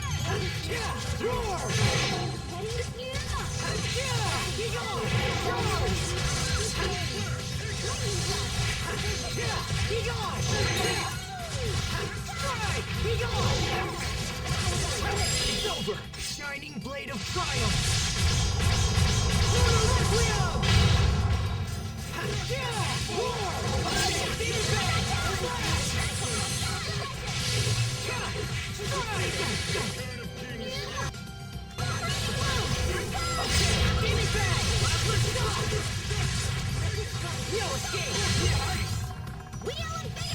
Not yet!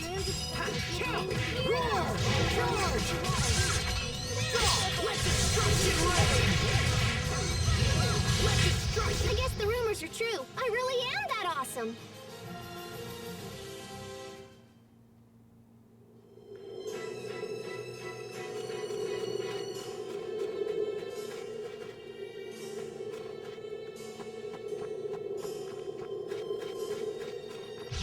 Let's get this underway.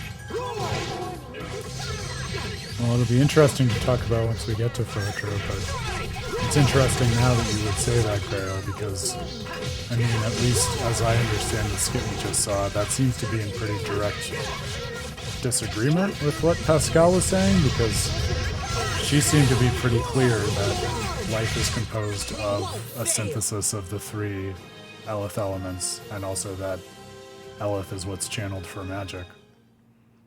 So, are you saying that, like, Pascal at this point in the story, do you think, has a misunderstanding of how energy works in this world?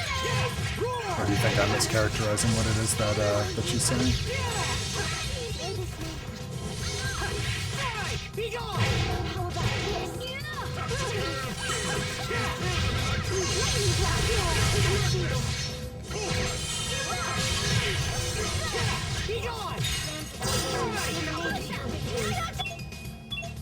Yeah, that's interesting. I'm wondering, how is it even described in the menu? Attacks foes with a hail of crystals? So, I mean, crystals sound like, I would guess, water elf to me, right? Based on that description.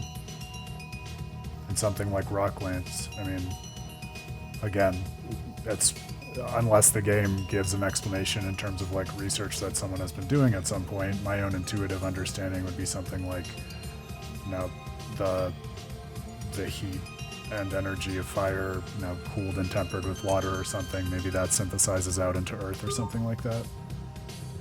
But yeah, it definitely asks for an explanation in terms of how that actually comes to be.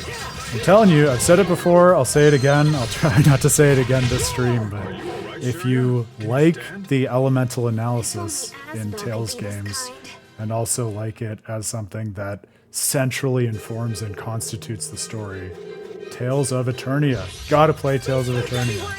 Like, I loved that aspect even of games like Symphonia and Tales of the Abyss. And Tales of Vesperia, as you know, that was a big part of my reading of Tales of Vesperia. And then it felt like Christmas sitting down and playing Eternia, because it is so much more explicitly concerned with telling a story that asks you to go on that kind of adventure of elemental analysis. Whereas the other games, they have it there, but you have to do more interpretive work and effortfully invest in it. Yeah, no, they don't have elements. They just they align with the various weaknesses of the monsters. So really, as best I can tell, all that we have to go on is the description. Remember your training.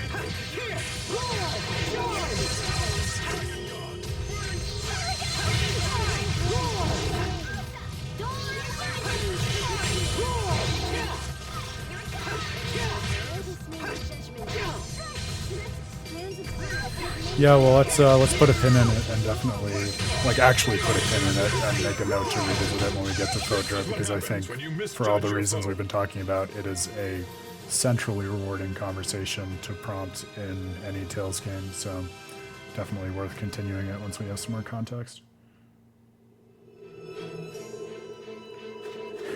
No, Chrissy, there is not. I had to buy my version of the official localization for the PlayStation because that's all that it's been localized on. I imagine there are probably some ways to emulate it. I haven't really looked into it. But yeah, it's not the easiest one to get a copy of, unfortunately. Oh, there you go. Maybe it's different in Europe.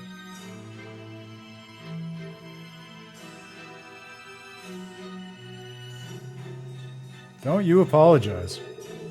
I'm just happy to have you here and chatting with us.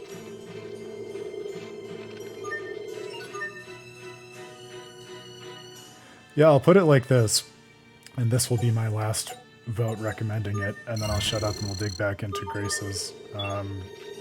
My one agenda item for media that Dan has to consume with me while he's visiting with me here in a couple weeks before we go to Japan is Tales of Eternia. I'm going to sit down and make him play that because it's just one of those games of the kind that Potter was mentioning a few weeks ago. Can't tell you anything about it, you just got to play it.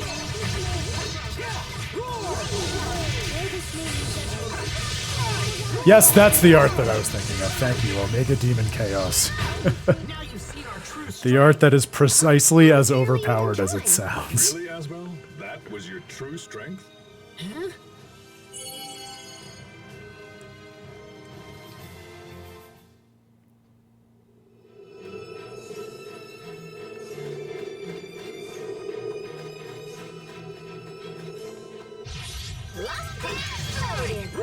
Yeah, it's gonna be great. I'm selfishly hoping that it will also help me to get off my keister and maybe write something about Tales of Eternia maybe by the end of the year. If not then certainly by early this coming year. Maybe even on the plane to Japan. Who knows? I've been known to get some good writing done on long haul plane rides.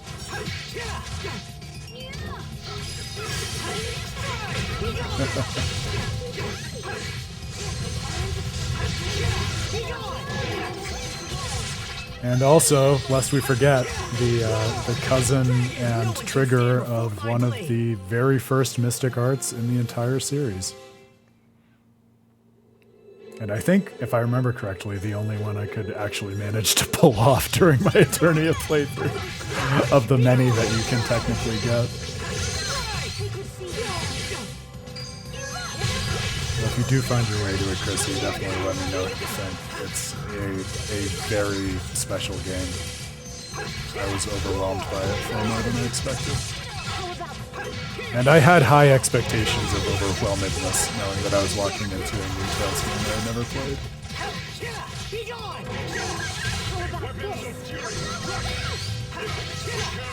No one can stand before my blade!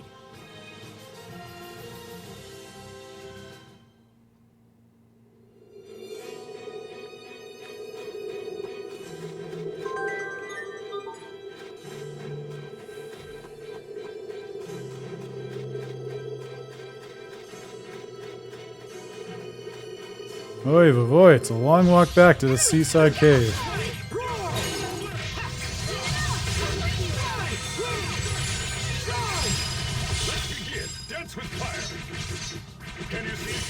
He stole the mystic art I was going to use for Asbel. That son of a bitch! I can't stay mad at Malik.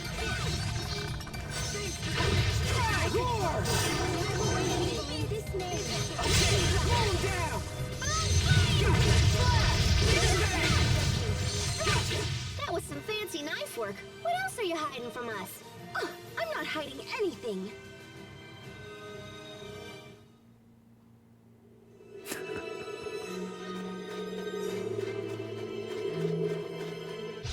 Let's get this underway. Come on, not the captain. Captain's our boy.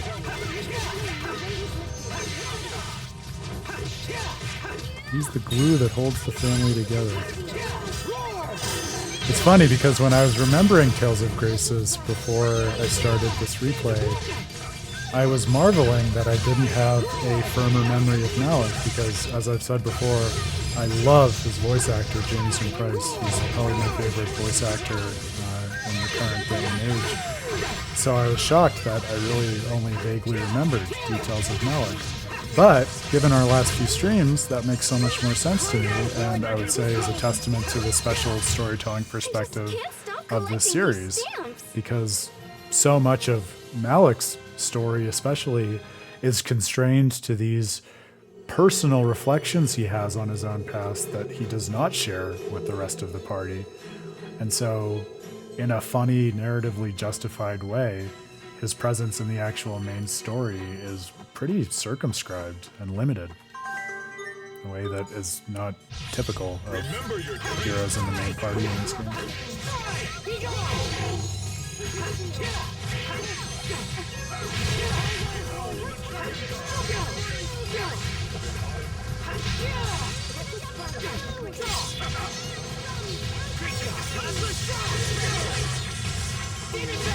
Let's keep moving.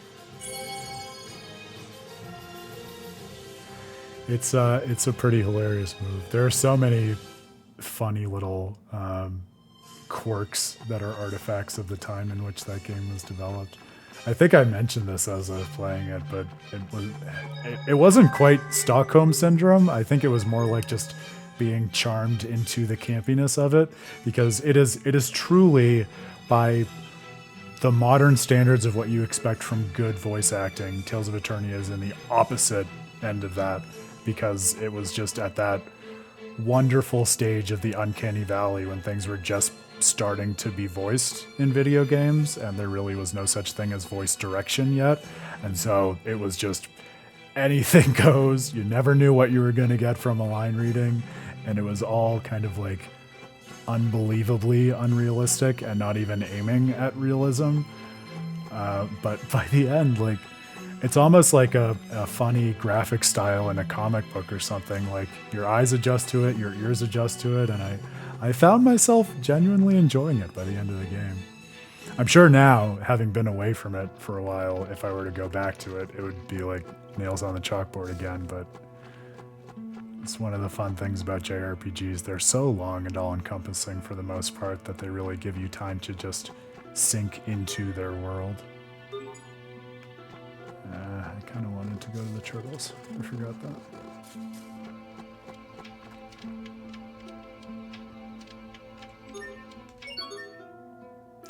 Yeah, I love that way of putting it, Grail. I think if you choose to think of it as a style more so than just a flaw, like, nothing's stopping you from doing that. You lose nothing by calling it a stylistic element, and that makes it distinctive. It gives it a certain kind of representational specificity, whereas modern games, are they more polished? No doubt.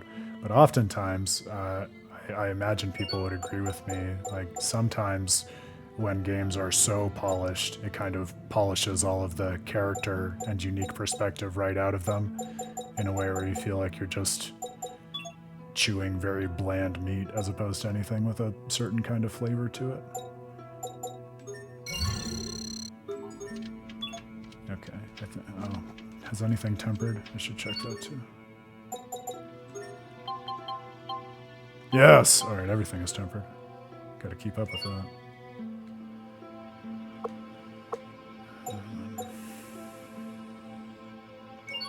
That seems like a good gem. Yeah, that seems like a good gem.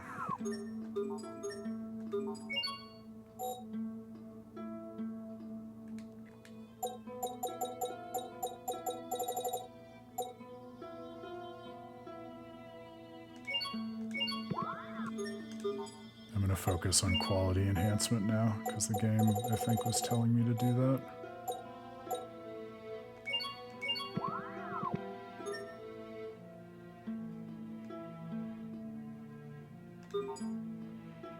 Yeah, I'm a huge fan of the voice acting in Xenoblade Chronicles 2.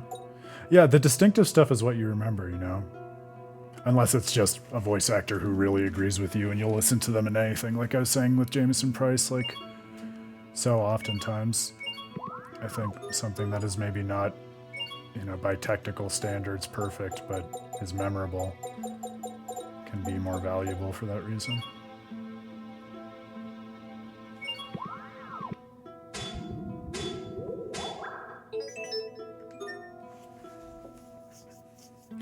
Yeah, positive friction. I love that, Pottery. Yeah, it's something that comes up a lot in aesthetics too, is this idea that you know, things that you imagine to be limitations or challenges in a medium, like if you turn those into aspects of the story or create interesting tensions that actually draws the audience's attention to it, that's like a key foundational aspect of how aesthetic effects are generated. So even if it might not seem like intuitively good standards of art, oftentimes the art that makes an impact on it, on its audience, is the art that breaks the mold in one way or another.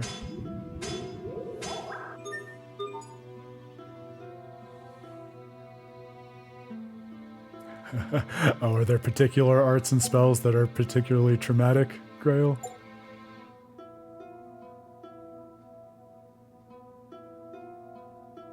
Yeah, you mean in the voice acting pottery, or do you mean just in general in all of its systems and art styles?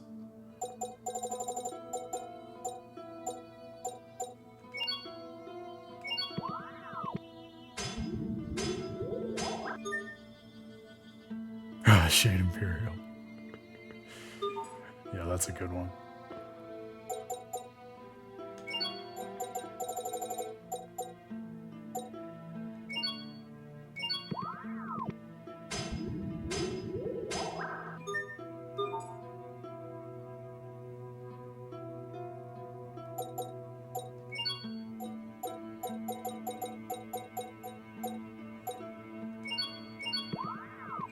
Positive friction, just in the sense that they're longer and more convoluted than you expect from your typical side quest structure in most games. Is that what you mean?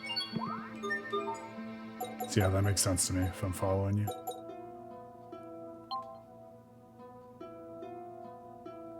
Okay, good. I think that is adequate. Nice. Yeah, I'm glad I checked in. I'm not good at keeping track of when the weapons temper, but we should be better at keeping track of that for the sake of continuing to improve our kit. Oh yes, missable too, for sure.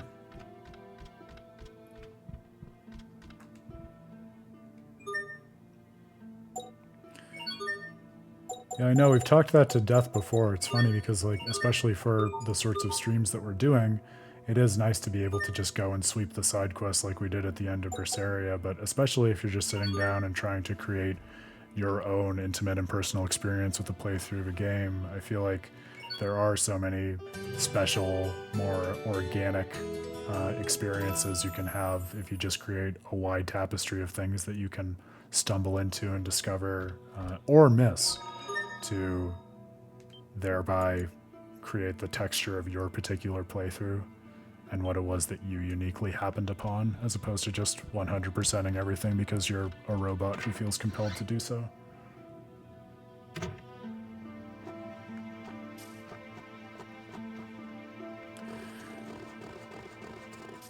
Yeah, I'll be interested to... We should definitely do a side-by-side comparison of that Grail by the time we get to the end of everything, including the fourth act, because right now I don't feel like it's set up in that way, but again, I mean, Vespi's Definitive Edition added a lot of stuff throughout it, whereas, you know, as I understand Tales of Grace's F, it added a lot specifically on the back end.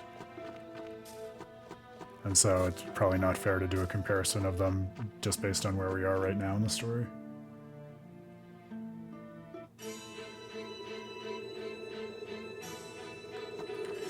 Yeah, I couldn't have said that last point of yours better myself, Pottery. That's one of the ways in which I'll preface a lot of my own discussion about video game stories and other works of fiction, because I think it's a fine line between explaining something that seems bad, but actually offers an interesting interpretation of something, versus just being an apologist for something that does throw a wrench in the rest of the artwork. I typically try to do it by appealing to sort of my preferred way of reading these artworks in general, which is something that when I first tried to explain it on With the Terrible Fate a few years ago, I called it object holism as an approach to art, with the idea just being when we interpret and think about artworks. There are so many ways to do it. The way that I like is thinking about interpretations or explanations of what the artwork is trying to say that ties together everything that's going on in the artwork. So it's not just like a localized look at a single character, but actually looking at, okay, putting together everything like the gameplay system and the progression of the story and this, that, and the other. Like, what can we extract from the work holistically?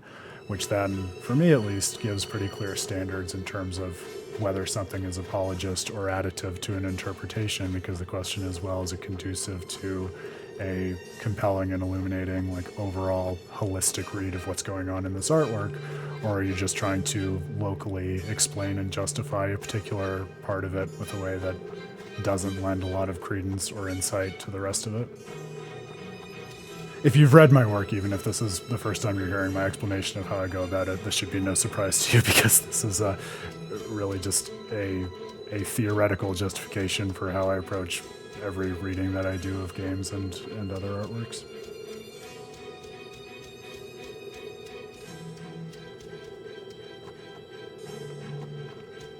That's what I'm saying, Grail. Right now, my intuition would be yes. I feel as though I have seen more by this point in the definitive edition of Vesperia. But I don't know. I would be interested in Pottery's take on this. Yeah, it seems like Pottery's leaning in the same direction. I think I'm a little less biased than Pottery is, but it would be interesting just to even if we could see if we could like quantify it a little bit, you know, like even on a per hour basis of stuff that's added by side content. So I don't know. Especially if we have opposite intuitions, maybe they're tighter than we think.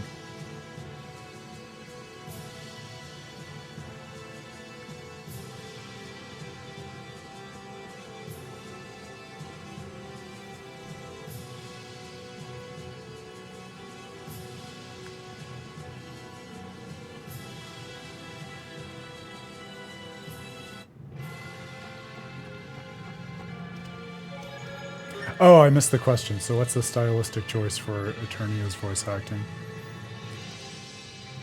Yeah, and I'm not sure that there is one either, or if it's just a way in which the game becomes more memorable. Because sometimes, you know, things that are bad or, like I said, campy, you know, I don't think it always has to be stylistic to be something that sticks in our minds in a memorable way either. I think there are a lot of B movies that fall into this category as well, for instance. But I think there is a certain argument you could mount that would not be totally contrived, where, again, it's hard to even talk about without giving away a lot of the story, because it has to do deeply with the story. But let me say this in as non-spoiler a way as possible. By the time you get to the third act of Tales of Eternia, you realize that the characters are deeply, deeply unaware of and kind of deaf to the various registers of their own being. Like, they don't really understand what it means to be in the world, or what the consequences of the way in which they've lived their lives are, or even like what the meaning of their particular perspective on the world is, in a pretty metaphysically deep sense.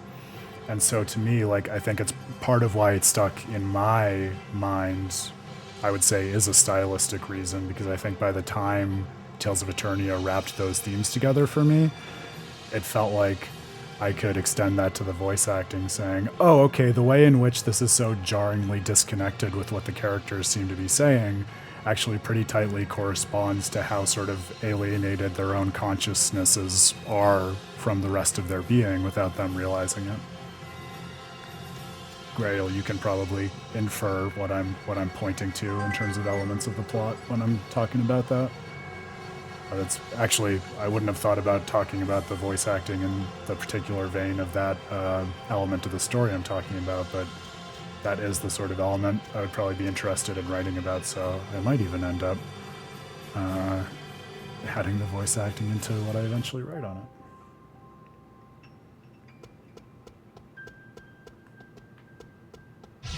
This will be a breeze. Roar!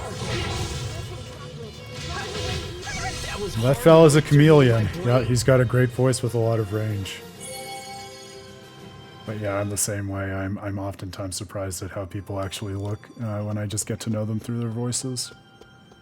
Yeah, he's great though. If anyone ever finds themselves interested in voice acting, I'm more than happy to shill for Price, given everything that he's done for me through his career. I see him on Twitter often hawking like clinics that he does in the techniques of voice acting, like how to train your voice and take care of your voice. So I've never done one, but I imagine if you have any interest in not even voice acting, but just vocal training, like taking care of your voice and speaking better, I'm sure you could learn more than you paid for if you attended one of those. And if you do, let me know, because I'd be interested to know what kind of stuff he talks about and how the experience is. Let's book it to the shuttle. Okay. It's back where the giant doors were, right? Sophie, we'll be at Fodra soon. Hang in there. Thank you. I'll keep fighting. Good. Me too. I'm gonna go punch a monster in the face. Indeed. I will be right beside you.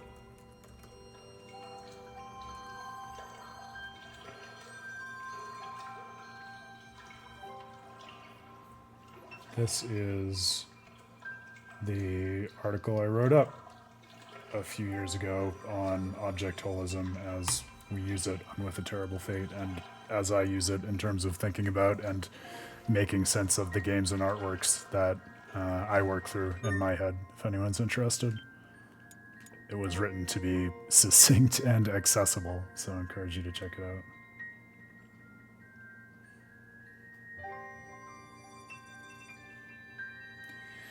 Yeah, and see, as you say, Chrissy, I find myself kind of interested in it just because I feel like voices are those sorts of things which we use every day, but many of us don't really think about how we use it or how we take care of it.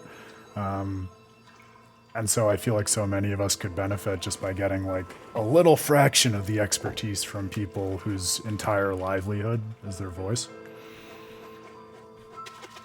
So I'm the same way, yeah. I feel like sometimes my voice gets raspy or hoarse or just goes into a register that I don't intend it to in a way that makes me feel maybe a little disconnected with my identity, in the same way I was talking about with the themes that Tales of Eternia points to, funny enough. Pascal, the Overseer told me to come here and offer my assistance. Is there anything you require? I should have known Fourier wouldn't come. Took me years to get used to the sound of my voice when it's like recorded or heard by other people. Yeah, I don't think anyone is totally comfortable with how their voice sounds in their head versus out loud, so to speak. Hey, that's awesome, Poisson! Now I don't have to dink around with flying the shuttle. Come on, time to put you to work. Yes, ma'am.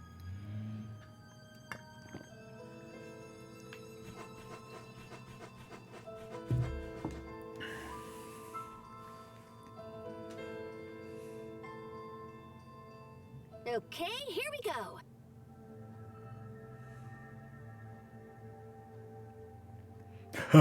A hamster on helium. But see, that's a distinctive sound. Like, that's memorable. And again, sometimes with voices, it's the stuff you remember versus the stuff that goes down perfectly smooth. Poisson, watch carefully, all right?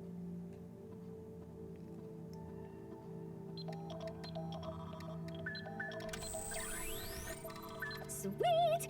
Both heat ray cannons are online and ready to go!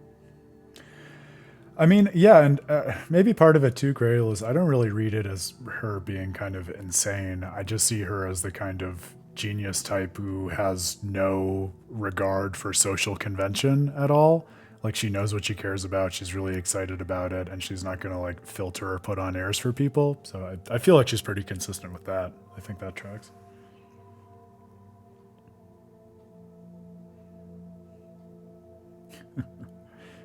Yeah, and see, to that point, like, I feel like she knows the meaning of what it is that she's doing. She just, like, she doesn't have the patience or the deference to social norms to actually explain it to other people. So she just kind of uses shorthand, sort of the Pascal equivalent of Rinwell's incantation. You get the gist. Now we just need to tinker with the shuttle a little bit. I wish we had more time. But what can you do with a bunch of stupid monsters flying around? You have a point. Okay, guys. Poisson and I'll have this fixed before you can say bananas. Bananas. Thanks. Fuck! Let us know if we can help, all right? Back away, Banana Breath. What the hell did you just eat, a banana? Okay.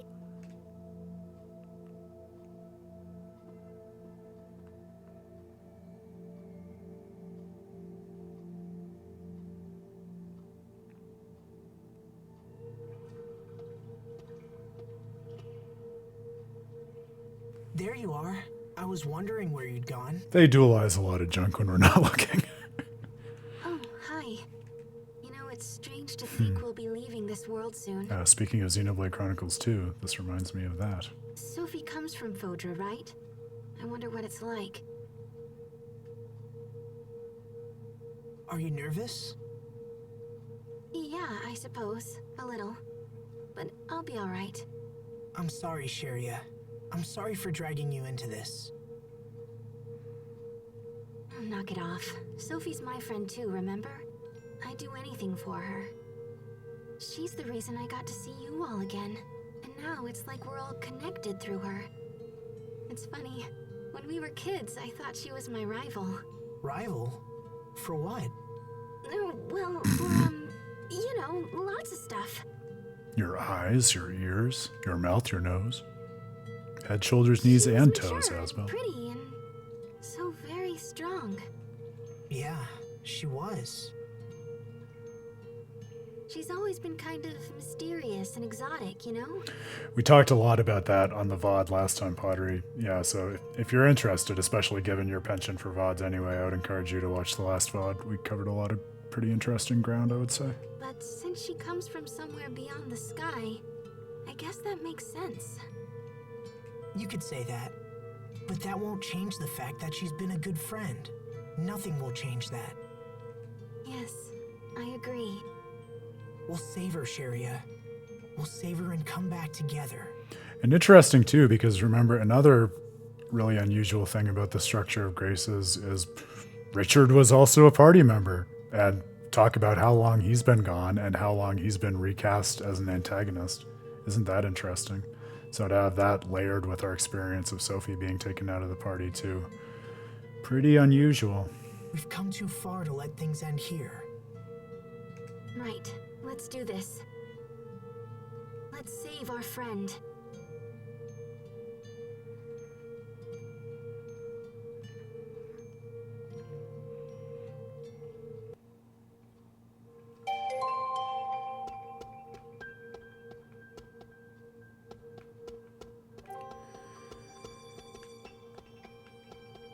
Yeah, I don't know if my intuition goes to seeing that as smoothing necessarily. I feel like that's just, I see that more of just structuring like the party and their relationships in different ways, but it's definitely an unusual choice in the games. I think last time, what did we do? We pulled examples of like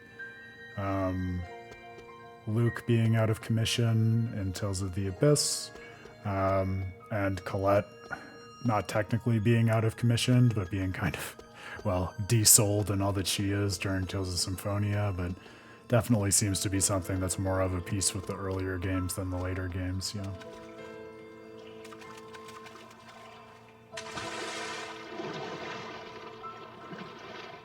It's true, you do lose Lucian for a while, yep. Not quite the same thing as having the character disabled within the party, but yeah, certainly a loss. And characters do flit in and out of the party quite a bit.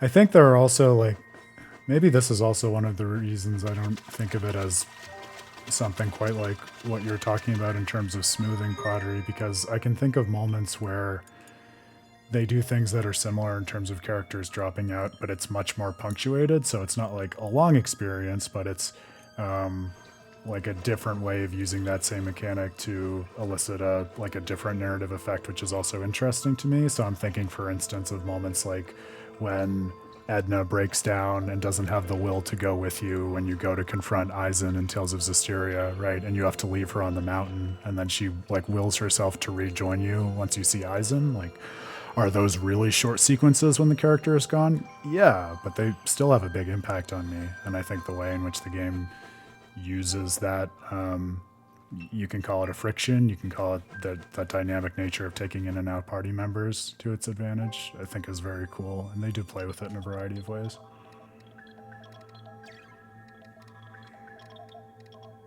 Okay, that should do it. Whenever you're ready, Poisson. Roger.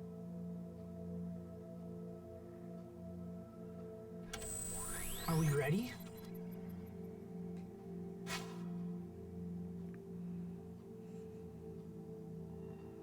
Well, the ship's ready, but that's the easy part. Are you guys good to go? Well, Grail, remember, I will also point out to you, all of my perspective on Vesperia now is radically different, and I would say almost a 180 from when I played it the first time. So it might actually be more similar in experience than you might imagine. That was a big part of why I worked through Vesperia in the way that I did, was that I really felt like I saw and understood it through Destiny in a way that I totally missed the first time. So I don't want to say that the YouTuber is missing the point, but I do think it's the kind of game where, especially if you're going into it with your expectations of a typical JRPG, those expectations, like we were talking about in terms of Phantom Hourglass, can lead you to miss the point just because it is pretty markedly different in key aspects from what you might think of as a more typically formatted JRPG or even Tales game. Alrighty then. Poisson, let's do this thing. Understood. No, I get it, Chrissy. I appreciate you trying. Don't feel as if you need to stop trying. I appreciate the effort. Initiating countdown. 200, 199. I'm sure I have no idea what you're talking about, Grail. Okay, kids, hop on. Let's go. No pushing now. Plenty of room for everyone. What's that? It sounds like the monsters that struck Lant. What? Damn it! The launch procedure is already underway.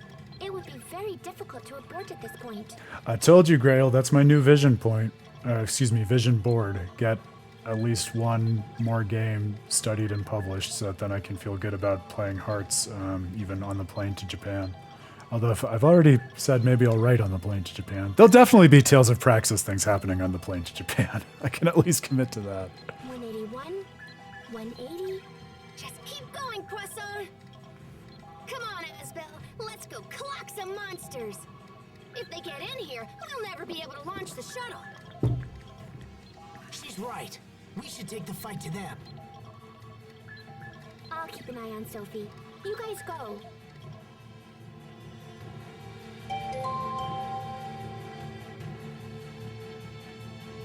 I'll take care of Sophie. Please be careful.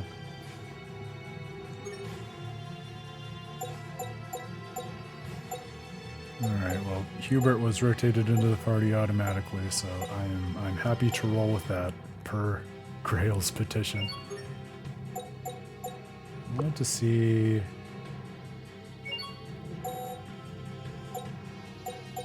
We got another CC gem, I think.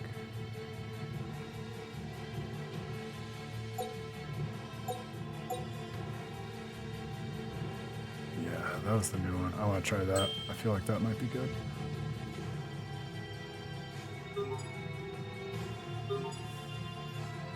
Blue Man Group? They're not all blue, but if we consider him the leader of the group, then I guess we can call it the Blue Man Group.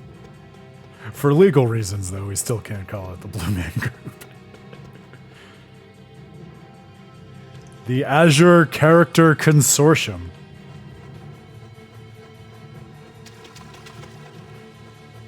Monsters? Hello? Monsters?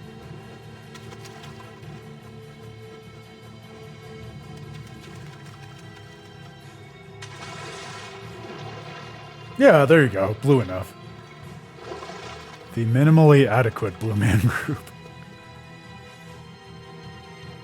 There they are. As expected, it's the monsters that attacked Lant. There seems to be an infinite supply of these creatures. Look out! They must be pouring out from some kind of Ginungagap. We will survive! Be gone! It is nice. I hadn't clocked that all of the otherworldly monsters don't have names. That's a nice way of describing through lack of description.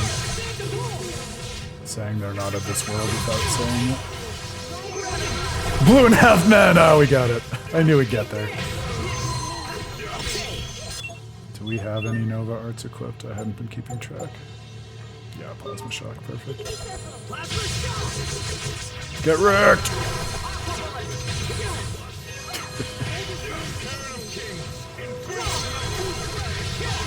I'm sure I've called it out on the stream recently, but always and forever my favorite text box from Tales of Symphonia will be when Regal wakes up in Mizuho while the gang is keeping him captive before they know who he is.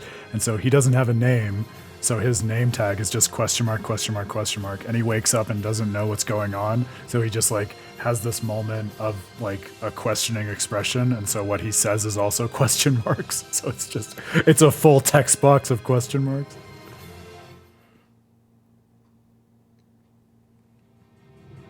They just keep coming. I think the Grail was saying we had seen the eyeball enemy elsewhere, and the demons are from Dawn of the New World. Or very close to the demons that are in Dawn of the New World. The ones that you can add to your party. Asbel, Master Hubert. Oh no, an enemy that can talk to us!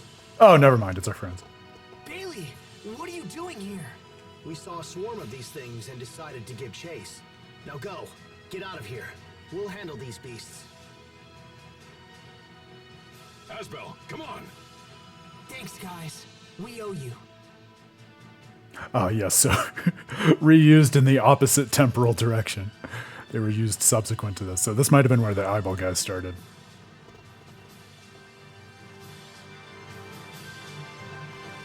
Ah, our friends. Asbel finally proved himself to Lant, and they were willing to stand up for him in return. How we've grown, friends. It only took us 51 hours.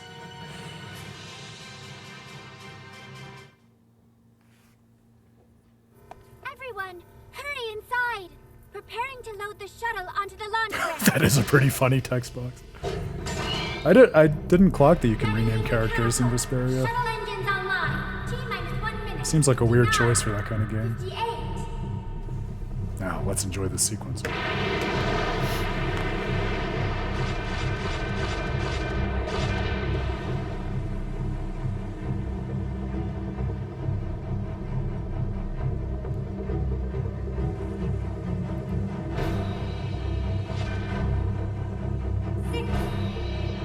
Great music. 4, 3, 2, 1, 0.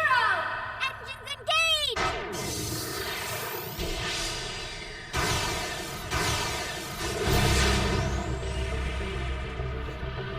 Yeah, especially in terms of all the themes we've talked to death about it. Them again. Wait, what is that?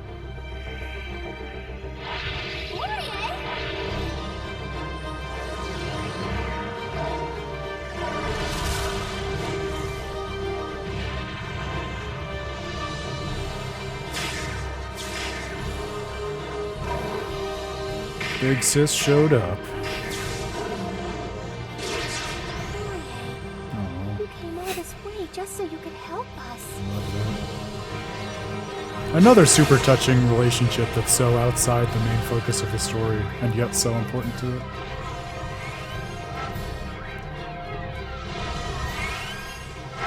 Heat ray cannons, fire on her!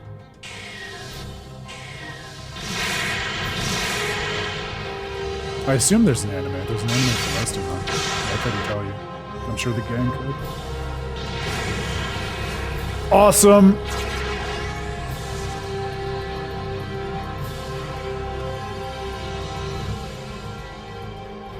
Oh, so cool.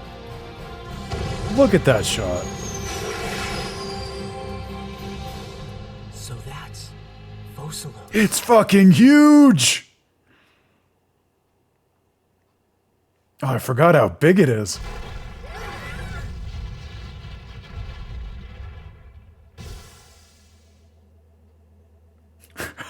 Oh no, we were playing a Halo game the whole time.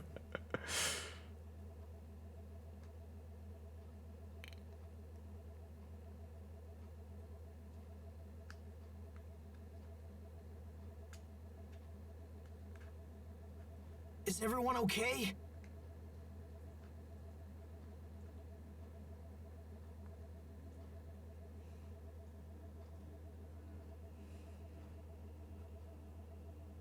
Sophie!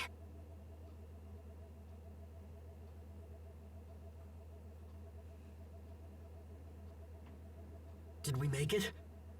Is this Fodra? Should be. Once we cleared the aquasphere, it felt like we were falling. Yeah, Fodra has a stronger gravitational pull than the world we're used to. Hence, it yanked us right in. Because it's fucking huge. Let's get off the shuttle and see where we are.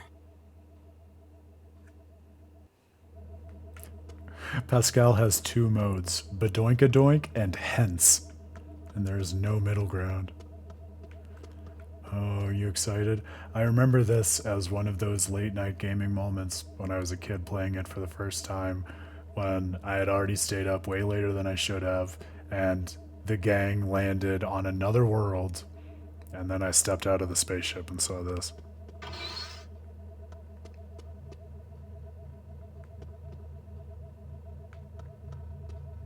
Oh, but come on, Pottery. This is the trick of it. You've got to try to recapture the magic of the first time you played a Tales game and you were blown away by this. This is a good opportunity because of all the Tales of Praxis articles that I share and talk about. Funny enough, I very rarely have an opportunity to bring up and talk about this one, but I talked about exactly that moment during my first Tales experience in Tales of Symphonia, because that's kind of the double-edged sword of doing something like Tales of Praxis and absorbing the series as a series, right? You know, even something as seemingly banal as a canon becomes a trope and you come to expect it, which then allows you to think about it in new ways, which is all well and good. But the sense of awe, you can sometimes lose the sense of awe, right? But, there is something so magical to the very first time you play one of these games and you're not expecting something like this. Oh, we should check the equipment shop, actually. I wonder if they have better kit for us. They do. They do have better kit for us, but it's so expensive. Is there anything we can sell easily? I know this is a big bait and switch because I was just bigging up what we're going to see outside.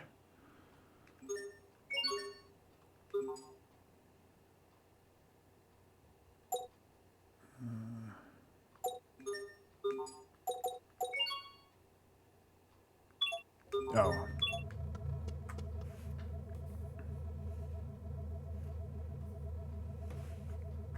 Oh, that is so responsible and so unlike what I was talking about.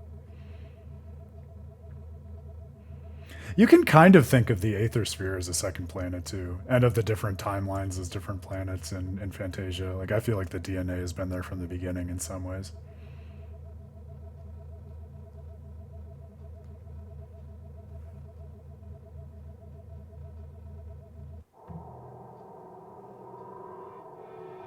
This is Fodra? I will say that even having played Tales of Symphonia, I did not see this coming the first time I played it as a kid. There's nothing here. It's a wasteland. How could Sophie possibly come from this place? So I think it's something, you maybe get accustomed to or perhaps a little cynical about as you play a bunch of JRPGs, but I feel like, someone like Chrissy, maybe you can tell us because I know you've played fewer of the Tales games and you've been kind of dipping in and out of the stream, but I feel like just given everything we've experienced about the story so far, like this is pretty tight and illuminating for a twist. It looks like a great battle was fought here in the past. There's signs of combat throughout the landscape. It's so cold and desolate. There aren't even any plants. See that big round orb in the sky? That's our home. We couldn't see Fodra from there, but we can see our world just fine from here. That's all quite fascinating, but I have a more immediate concern. Will this shuttle ever fly again? Ever the pragmatist, Malik. Yeah, I don't know. That landing really did a number on it. Yeah, I think to me what's surprising and overwhelming is not the existence of it, because certainly they talk about it a lot, but just the sheer magnitude of it, and like they're talking about the fact that it's just a wasteland. Like, knowing about it, and especially with the way that they foreground it, I think they try to get you to expect something pretty different than what you discover from that anime sequence onwards. Wait, are you saying we're trapped here? Yeah, there you go, Chrissy. What? So even if we manage to help Sophie, we can't take her back? Yeah, it's definitely a slightly different experience than Sheena telling the party that she's from an entirely different world in Tales of Symphonia. Even that is foreshadowed, but it's foreshadowed as opposed to it being explicitly discussed and integrated into the story in the way that it is in Tales of Graces. We still have to find a cure for Sophie, right? We'll just add fixing the shuttle to our to-do list. I suppose we don't have any other options. Yeah, curing Sophie has to be our first priority. We can deal with the other problems later. We need to get the lay of the land. I wonder if there's a town nearby. Hey, come look over here.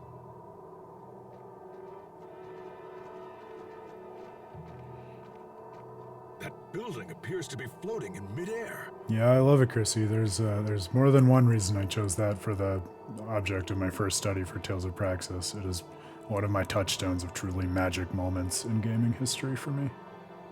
Well, looky there. I bet that's a city. That's incredible. Maybe we can find someone to help us. We'll never know unless we try. Let's check it out.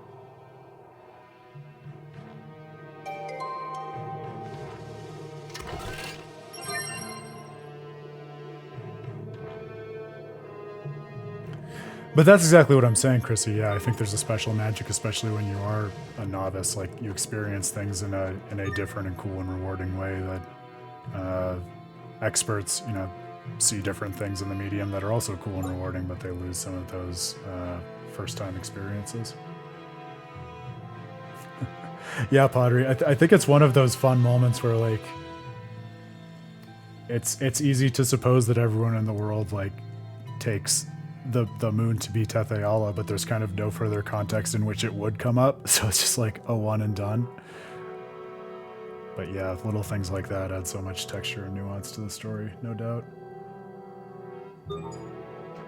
Stay safe, everyone! And we've got a new battle track. That's how you really know we're in a new world. In this name.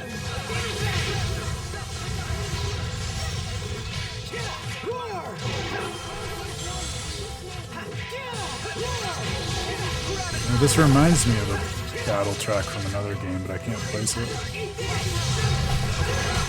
We must always give it our best. That wasn't it, was it? A whole new world.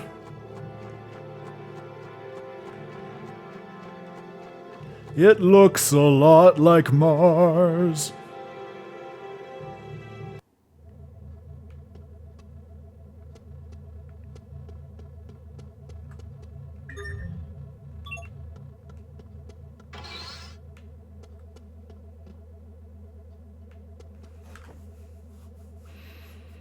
Yeah, right. That's exactly what I was trying to say, Pottery. I think there are some things that are nice in JRPGs and stories in general, where, as you say, like, you can get it from context, but it's not like every single thing that's introduced in a line of dialogue needs to therefore be explained and discussed to death purely because it was introduced as evidence into the story or something, which I feel like sometimes some stories take the bent of over-explaining things or justifying the relationships of everything to the umpteenth degree, which sometimes, if it's that kind of story, it can make sense, but oftentimes it loses out on those other experiences of the kind that we're talking about. How's it looking, Pascal? Just give me 1 sec here. Let's see. Maybe if I tried this. Oh, how about that? Did you fix it? I guess not. We're gonna need to find some way to fix it here, somehow. That's not good. We could be stuck here forever. Then why not just make a home on this planet? It could be fun. Pascal, come on. This is no time for your terrible jokes. Actually, to be completely honest with you, if it meant Sophie getting better, I'd be willing to take that deal. What? Wait, don't tell me you're giving up already. Of course not. It's just a question of priorities. I now know what's important to me. All the more reason to investigate that city-like place we saw earlier. And if that doesn't work out, we'll just try something else. Right. Let's get Sophie fixed up. Yes. It's also interesting because I'm going to have to sit down and watch that scene again, but to my knowledge, and I'm sure you guys can correct me if I'm misremembering, but I don't know, to your point, Pottery, I don't know that anyone in Silverant like ever explicitly says that the moon is called Tetheala, and so I feel like you can almost read that scene with the moon reference in two ways, because like they're talking in context, they're talking about how Sheena is from another world. And I think another reading that strikes me as plausible and kind of equally interesting is, I mean, what do you do with someone saying they're from another world, right? Like, it's not going to be intuitive to suppose that there's this unseen world dimensionally shifted right alongside yours. So it's almost like, it's like if someone said that they were on another world here on Earth, and we said, "What are you saying? You came from the moon or something?" It's like, it doesn't necessarily have to be that the moon is called Tetheala. It might just be that that's our only point of reference for what it would even be like for someone to be from another world, you know. And I think the fact that there's that level of ambiguity, especially in a game that follows up on Tales of Phantasia, where the moons in that world are named Silverant and Tetheala, is kind of cool and interesting too.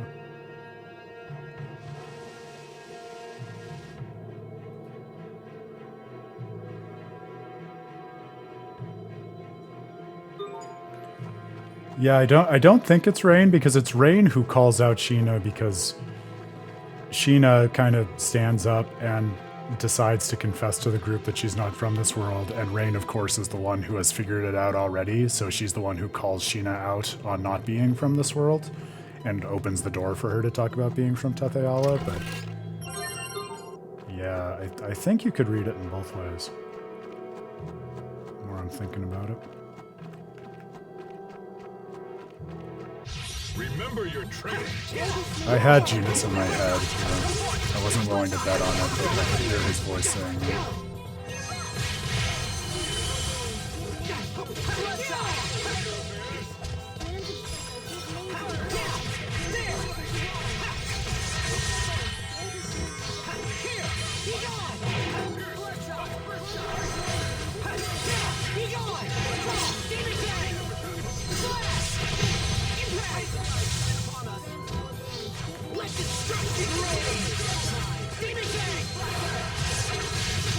Let's keep this up. Yeah, I suppose depending on how you look at it, Ohio could definitely be another world, Cradle.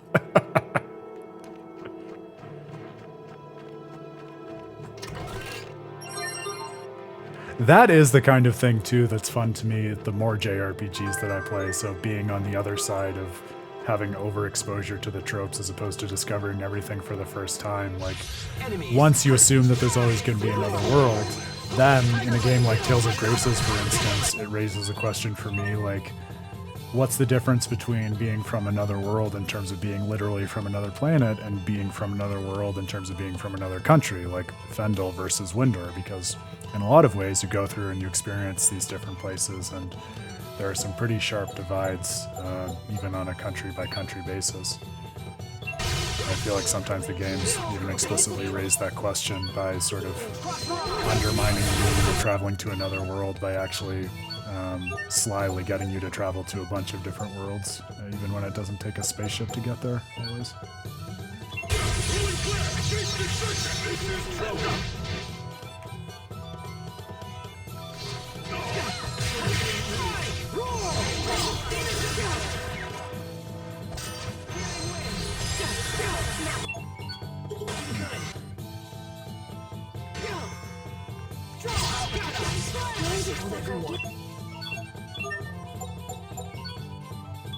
Sorry about that. Okay, shine upon us. Let the strikes give grace. I hit the... Yeah, hit the camera button. Demon Fang! Blow him down! You won't live to regret this. Aqua Bullet! Give Gotcha! You're my fleet. Blow him down! Demon Fang! Gotcha! Whirlwind Flash! Ha! Demon Fang! Yeah, that was my recollection, so I think that stands as ambiguous in the way that I was talking about. Unless there's some other character in Silverant who explicitly refers to the moon as Tepeala. I can't believe our baby But again, I human think got so strong. based on both of our memories, that doesn't seem to be the Please don't case. mention my past in front of everyone. Oh, I know, we still have to go back and review the evidence of Hubert having wet his pants way back in the day.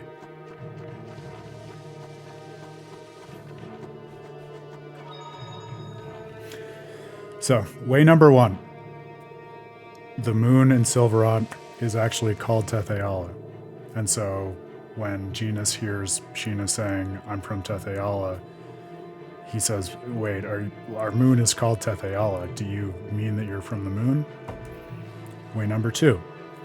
The moon is not actually called Tetheala. It's just called whatever. The moon. Give it another name. I don't care. Not Tetheala.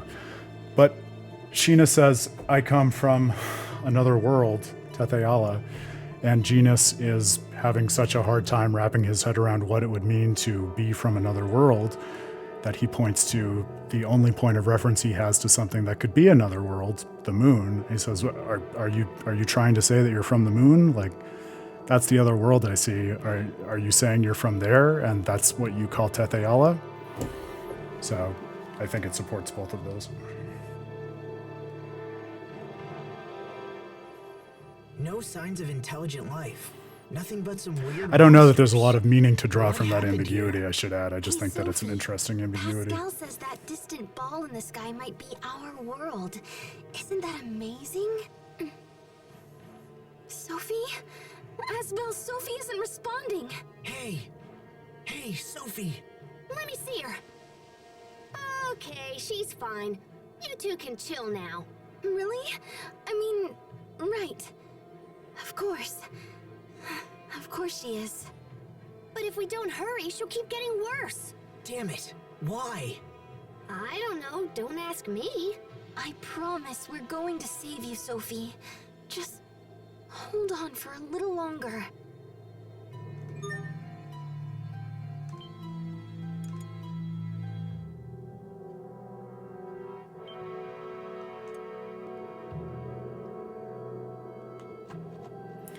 Yeah, you wanna put more in evidence, Padre. I'm willing to hear it, but I mean, we can go back and watch the scene and look at the intonation of the line reading. That might change it for me. I don't think there's enough context there to be decisive, and I would, yeah, it'd be hard to see an argument to that conclusion for me. Yeah, it also super seems that you're willing to die on that hill.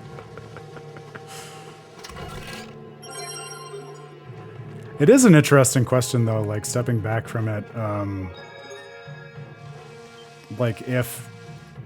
I think the interesting further question to ask, which I was never really able to resolve for myself playing Tales of Symphonia as many times that I did, was, well, yeah, I know it's the wrong teleporter. That's why I was trying to go there first, just to clear out the area. You know how we navigate areas in dungeons. We go to the areas we're not supposed to go to first.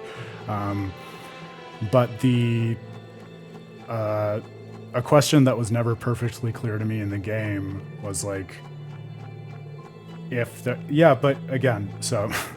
And then I'm going to put this to the side and I'm going to say the thing that's actually interesting to me. The shot could be framed with Genus looking at the moon to also indicate that that is his one point of reference for what another world could be, which again, it's not saying that that's what he means, but I think the shot retains that sense of ambiguity if we're saying that it's showing his focus in terms of how he's trying to make sense of what Sheena is saying. The thing that was never quite clear to me, and I think that if there was clarity on this game, it would also resolve that ambiguity, but I don't think there is clarity in it offered in the game, unless there's something that I'm just not remembering right now, is like, if Silveron and Tetheala both have moons, are we supposed to think that those are literally the other worlds? Because there's a lot in the game to suggest that they're kind of dimensionally shifted from one another. So my reading of it was always that the worlds were more or less side by side, with like the Great Tree and Darius Carlon stuck in the middle, but they just weren't kind of on the same dimensional plane and therefore couldn't see each other. So I guess I always kind of intuitively thought their moons were just something different from either of them that weren't relevant to the story. It would be interesting if they were sort of distantly seeing the other world and then the Tower of Salvation somehow bridged that gap. But I don't think it seems to be the case that the Tower of Salvation corresponds in the sky to where the moon is always, which I think was part of what made that seem implausible to me. But it is interesting that in a game with multiple worlds, there are also these moons that don't really get a lot of attention or explanation.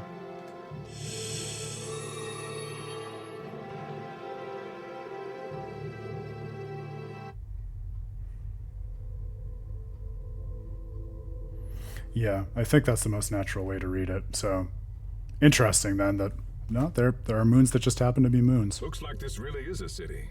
Or at least it used to be. Which, and again, if that's the case, not to belabor the point of this ambiguity more than we have, because we've already belabored it much more than what it's worth, at least as far as I can see what it would be worth.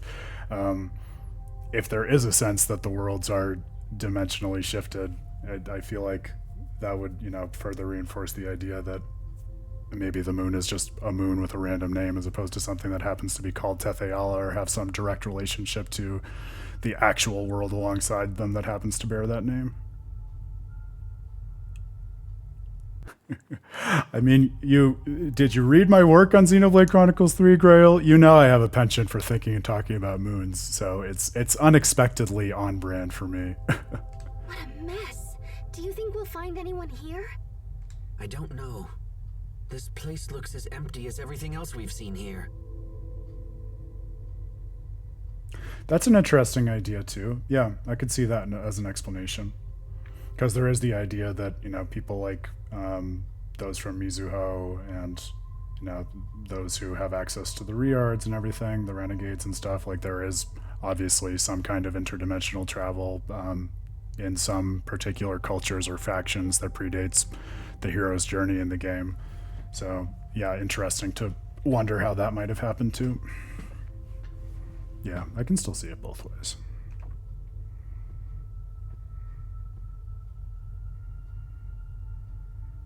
Hey, there's somebody on the floor. And how on brand for a game with two worlds and many dualities to have an ambiguity and see things two ways. I think we can all agree that's on brand for Tales of Symphonia. Whatever else we may differ in opinion about. Sophie? No, but the resemblance is uncanny. Wait, what are you guys talking about? What did you do? I don't know. I just touched her and then poof. Hey, I see someone. Stop! Wait! Don't go! Well, at least we know someone's alive. Come on, let's find them and start asking questions.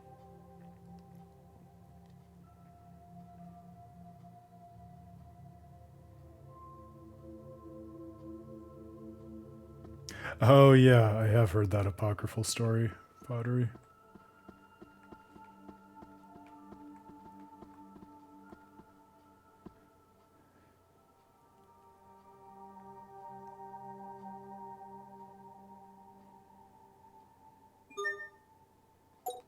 Oh, so many options. Oh, excited, we're exploring a new place on a new world.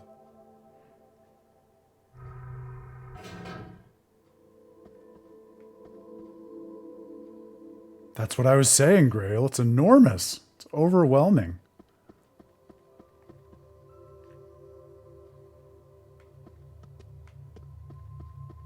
I don't know that it's unique. I mean, the Renan homeworld is also massive, and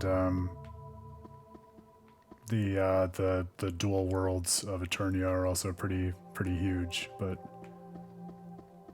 yeah, definitely remarkable for its size.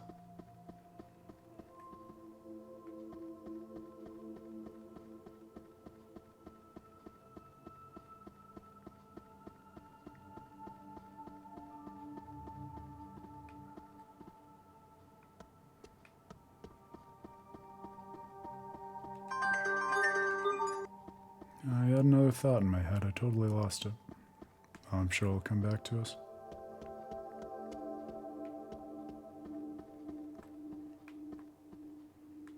You gotta keep a tighter lid on spoilers as we're working through an area, my friend. In terms of raw representative size, though, it's pretty big. It's a big part of how it looms over Dana. And yet, is hollow, is fleeting.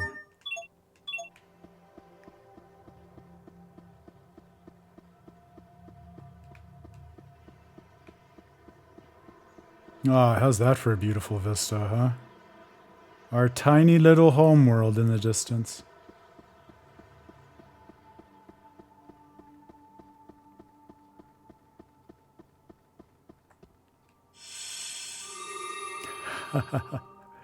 Well, as long as Grail has an opportunity to crap on Tales of Arise, then all is forgiven, obviously.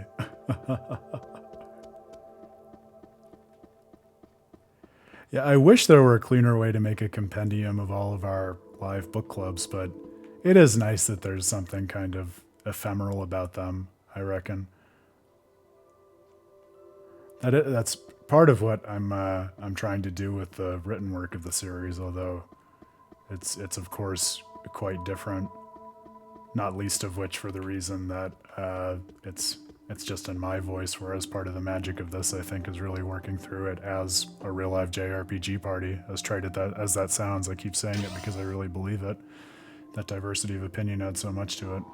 But I'm doing my best to work that into the articles, too, as I know you all saw from my last work on Destiny and Vesperia. What's going on with that machine?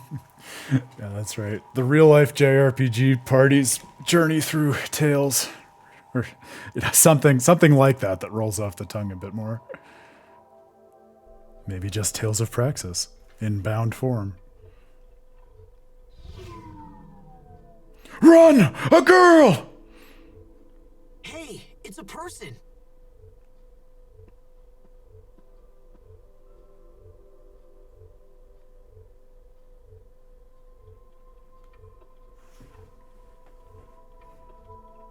She's not breathing and she has no pulse, but I don't think she's dead.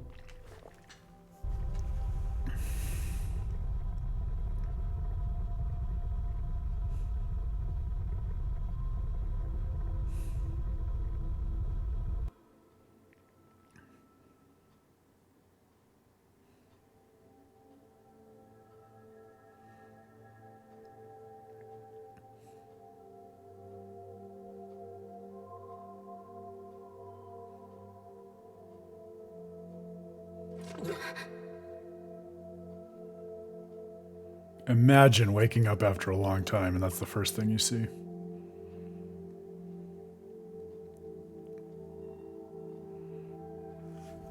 It's so funny you say that about your brother, Grail, because I literally don't even remember this character yet. Although I'm excited to get to know her again. Did you bring these people here, Sai? Mysterious woman. She is alive. And who might you all be? My name is Asbel Lant. My friends and I came here from a different world. I think that's the same VA they recast for Rain in Dawn of the New World. But that's just a gut feeling. A different world? Do you mean Ephinia? Does that mean the seal has finally been broken? Ephinia?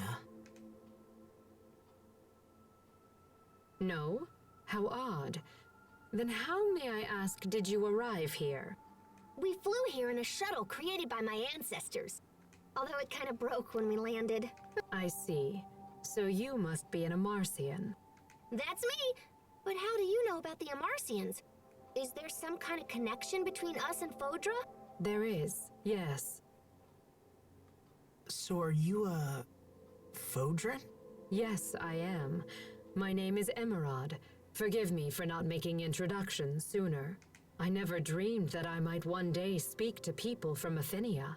Afinia must be their name for our homeworld. So that's what you were talking about, Grail, you spoiler. I didn't even know if you were referring to Afinia as the name of a world from one of the games I hadn't played or the world in Graces.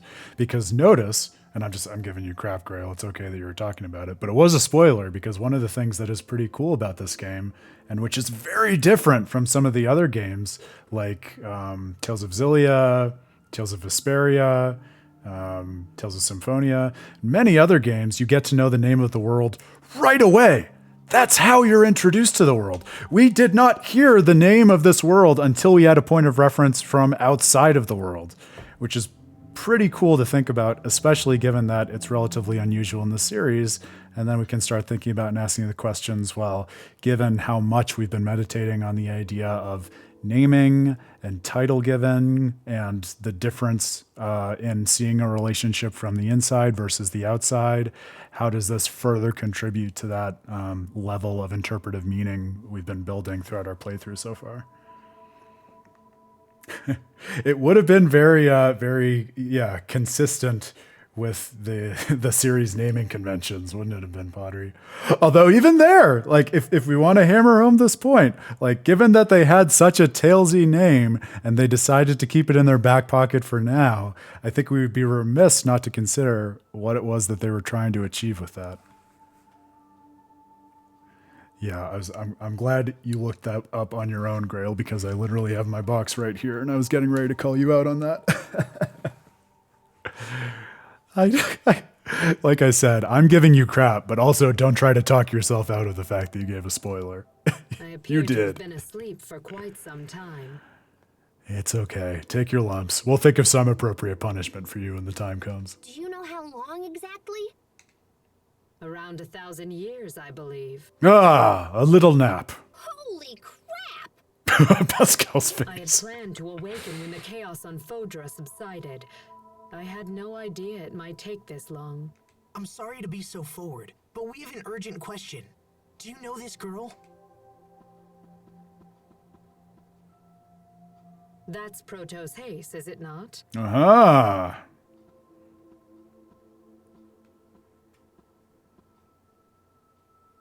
It also appears to be malfunctioning.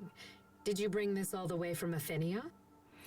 Ooh, and doesn't it just send a chill down your spine to see the way Emerald is immediately referring to Sophie purely as an object with no sense of humanity or personal identity to her?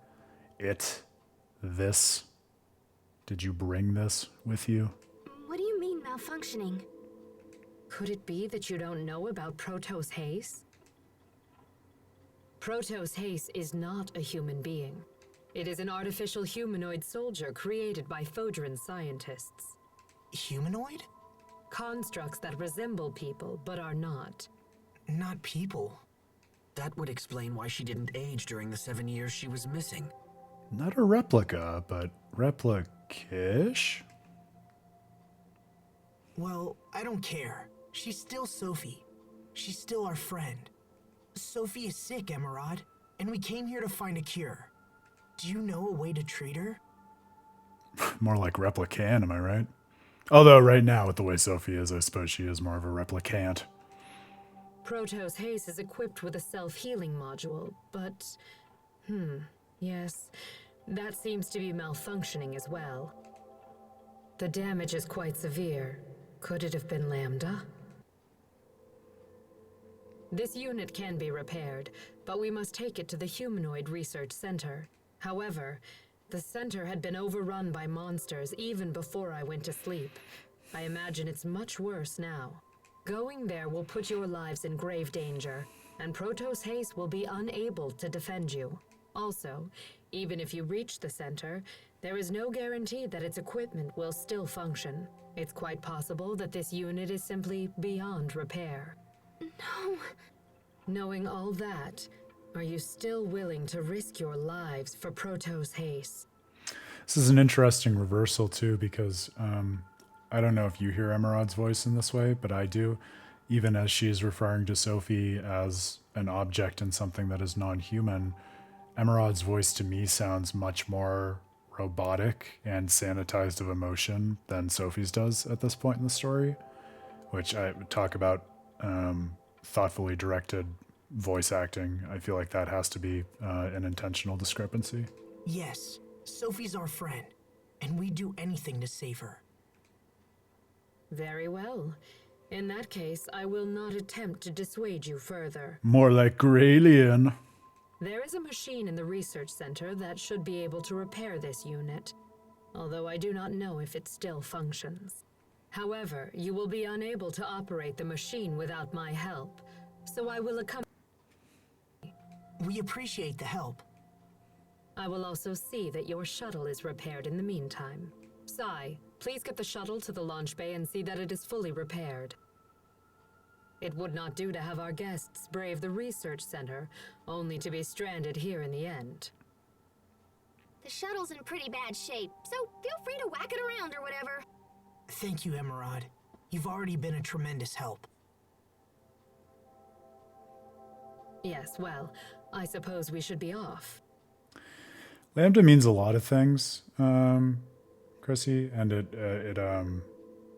it's a symbol that goes back to Greek, right? So it's actually on my list, especially with the timing of the stream, and we're going to be wrapping up in about a quarter hour. So before the Friday stream to kick off the weekend, since we're going to be getting deep into the what is going on of this Tales game, Aaron needs to do his own refresher on the many, many different things that Lambda has been used as a symbol for. So I think it will definitely help us to ground at least some ideas according to which we can situate its name in the context of the game.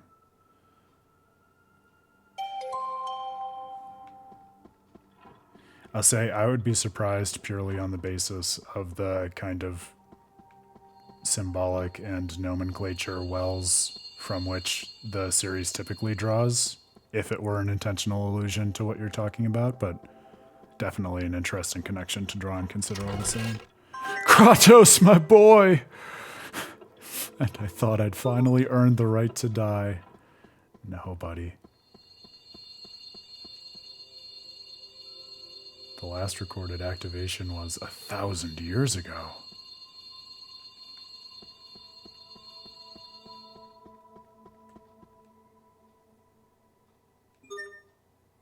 The humanoid is silently staring into space.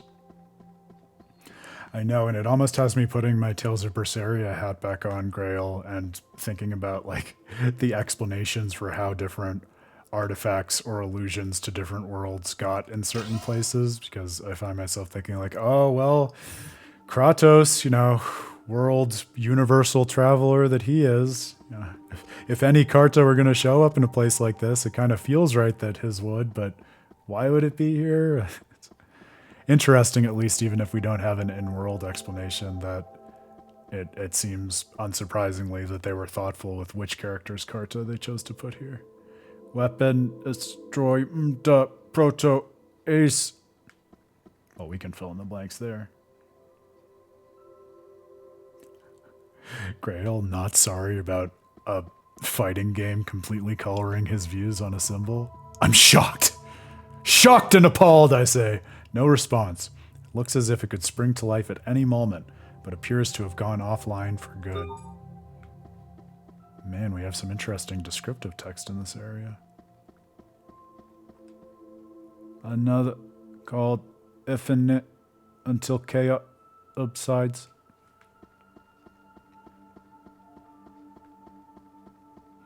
Even the approach to this text strikes me as interestingly a little bit outside the norm, because oftentimes when you get this fragmented text from broken or unwilling characters in games, it really, like, it takes work on different levels to figure out what they're saying, if you ever fully figure out what they're saying. But these all seem pretty clear based on the conversation that we just had with Emerald. This is where Emerald was, right? Yeah. Okay.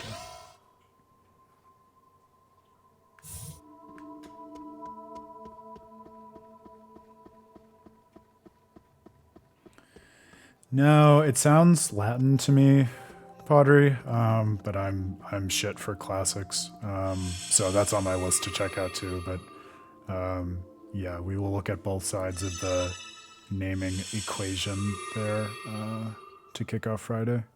I think that's a good way to get situated. Did we? I don't think that that humanoid was there last time. You have something to say? Far East military base. Oh, there's one over there too. There's so many of them. And they blend in, don't they? That's interesting. Emma Cornell working together. Oh. Citadel, still at war. Humanoids in operation Opus. Laboratory, southeast. So we have a laboratory, a military base.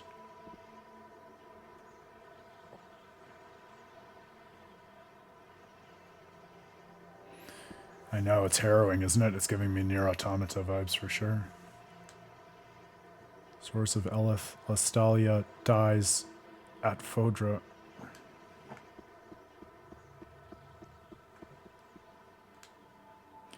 I suppose it could also simply be as easy as saying this is evidence that Magic Carta was actually developed by the Fodrans, and then, you know, when the Amarcians emigrated to Epiphania, they took Carta with them, you know. Copies out of control. Eleth lost. People stole, killed each other. 1,000 years. Stalia transplant colony built. Ephinea. Ephinea, not Epiphania. I added another syllable. It's a hard name to learn.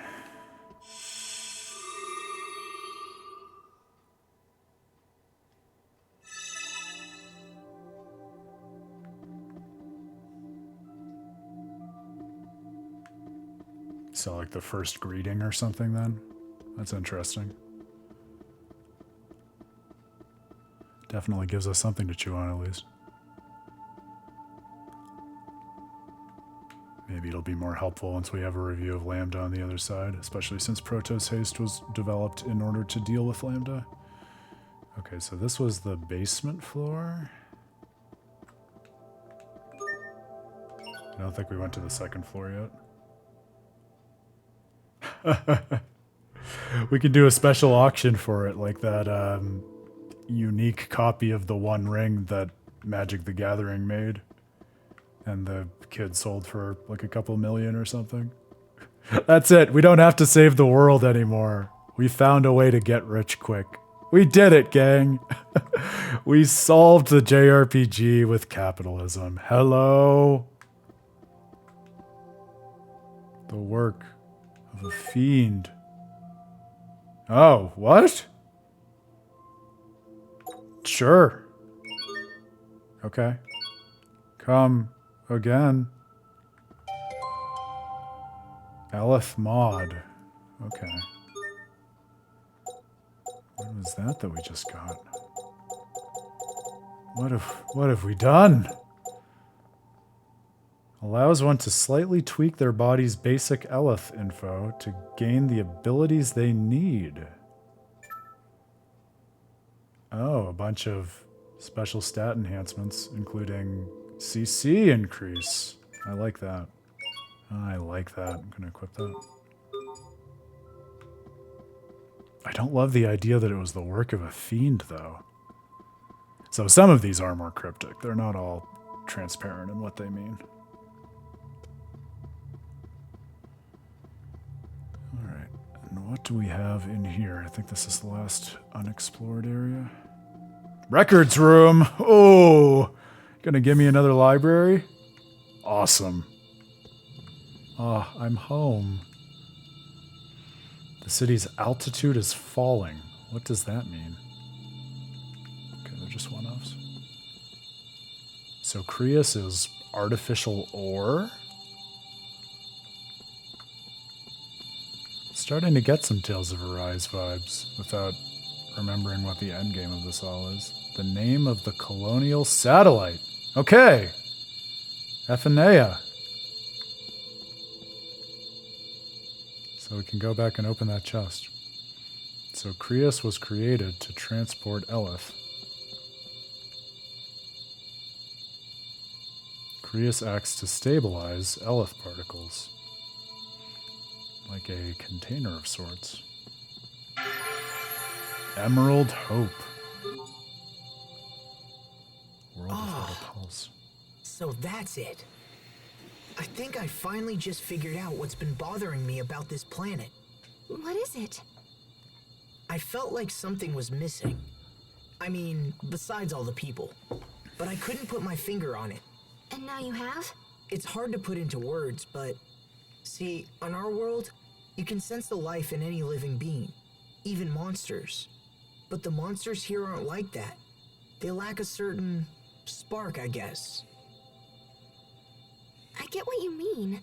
I think we've all felt something similar ever since we landed here.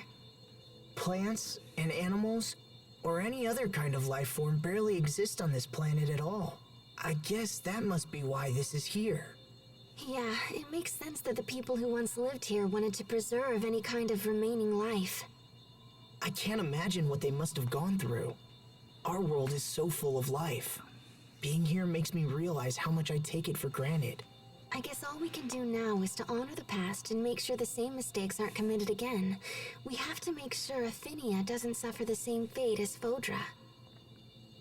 Athenea. It's going to take me a while to get the right pronunciation of that in my head. So this is interesting to me, Grail. I know you were talking about, and we can take the pin out of that conversation about the elements now, in terms of how is this place different from like the desert and Strata. And my initial reaction was going to be something like, well, you know, maybe it's just some different combination of the elements. Like maybe it's more barren because there's just less of the elements overall, or maybe there's more of one in proportion to one of the others. But then that conversation that Asbel and Sharia just had, it makes me think back to the conversation that Asbel and Pascal had in terms of life being like a synthesized element from the other three Eleth, which again is an old and established Tales concept that goes back to Tales of Eternia as well. And so I wonder almost whether the reason that Fodra is more desolate than something like Strata, and maybe we'll learn more about this as we learn more about Fodra and what happened here, is not so much a difference in the elements, but like the inability of the elements to combine for whatever reason and synthesize the nature of life in a way that's possible on Athenea. That would be interesting.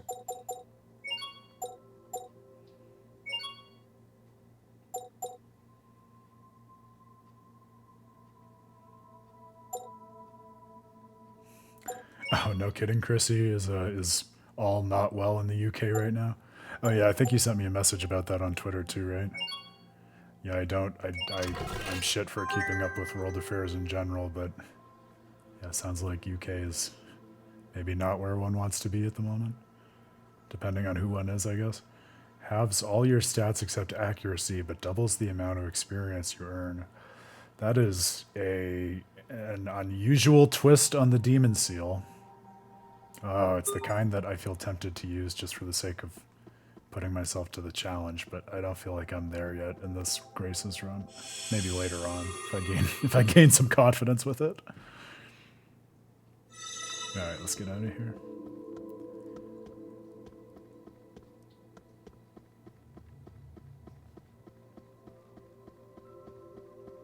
understated, but also what another cool additional texture to the ongoing experience of the game's music. Just this light, ambient soundscape that to me really adds like a further sense of depth to the desolation. Like you feel the vacancy much more just by the few bars we have going in the background. Emerald, are the humanoids we see strewn about here also Protos Haste units? They are similar, but fundamentally different. These are Elith-powered, civilian-use humanoids, just like Psy.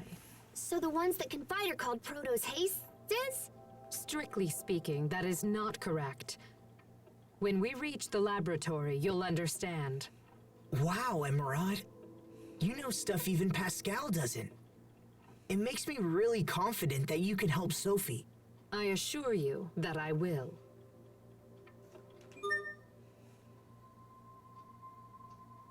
Yeah, that is an interesting question.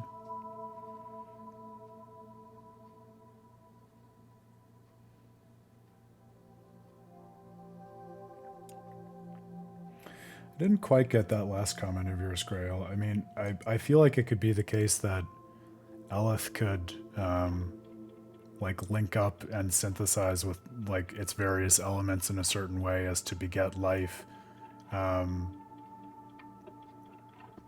And also that Elith could be required for life to sustain itself, if that makes sense. So two different things, right? Like the three basic elements of Elith, but also like under certain conditions they can like synthesize life out of the three, and in others they can't. But the three on their own can still support life, which might give an explanation. And again, we're kind of batting at a disadvantage because we don't really know everything that's happened on Fodra yet. But I can imagine conceptually a situation in which this planet, for whatever reason, doesn't have the right formula to synthesize its Elith into organic life, and so we don't see life here, but it still has all of those building blocks. It just doesn't know how to make the right puzzle out of it. But because the building blocks are there, life can still come into the planet from outside, like Asbel and the party, and they can survive, as you say. All right, friendos. Well, obviously we have a lot to think about, as always happens when you end up on another world in a Tales game, especially this late in a Tales game when we've already seen so many themes come to a head and become crystallized, and they're only going to be further elaborated as we get more grounding into what the world actually is and what's going on there. But for now, we were almost perfectly timing and kicking things off, and so I'm going to try to be respectful of everyone's time and similarly wrap things up in a timely manner. No, but, and okay, maybe in a slightly less timely manner, but I'll point out also, yeah, remember, a part of that last skit and part of what got me thinking in this line was that what Asbel and Cheria was saying was that even the monsters on this planet seem to lack a certain spark. So I think they want us to think that like there really does seem to be no life left on this planet, except maybe Emerald, who's been in suspended animation, right? But anyway, we took the pin out. We can put it back in for the moment, but I'm sure we'll have plenty of more rich content and events in the story and explanations to further take the pin out and dig into this as we soldier on Friday. Yes, it's a pleasure. Chrissy, so nice to see you back. Best of luck with the deadline. Definitely prioritize that, but it's so nice to have you back in the mix. Grail, my friend, always great having you here, chatting and working through this stuff with you. Pottery, my dear friend, so nice seeing you too. I hope you had a great work Christmas event also. It occurs to me we never actually asked you about that, but I hope it was a good one, or at least minimally enjoyable, as those office functions can sometimes be. But always a pleasure chatting about the ins and outs of Tales of Graces and everything from the familiar to the lunar with you in the Tales series. How about that?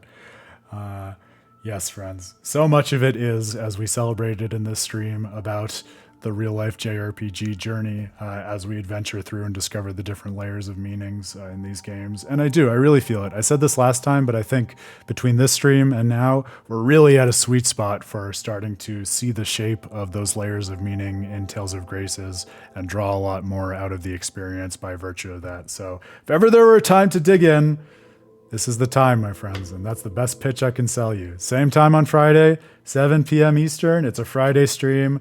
We'll have fun. We'll think. We'll celebrate these wonderful characters. Probably have a revelation or two. It'll be a good night. Don't miss it. Till then, my friends, I hope you think well. I hope you game well, and I hope you finish out your week strong. I'm Aaron Suduko. This has been Tales of Praxis. Cheers. See you next time.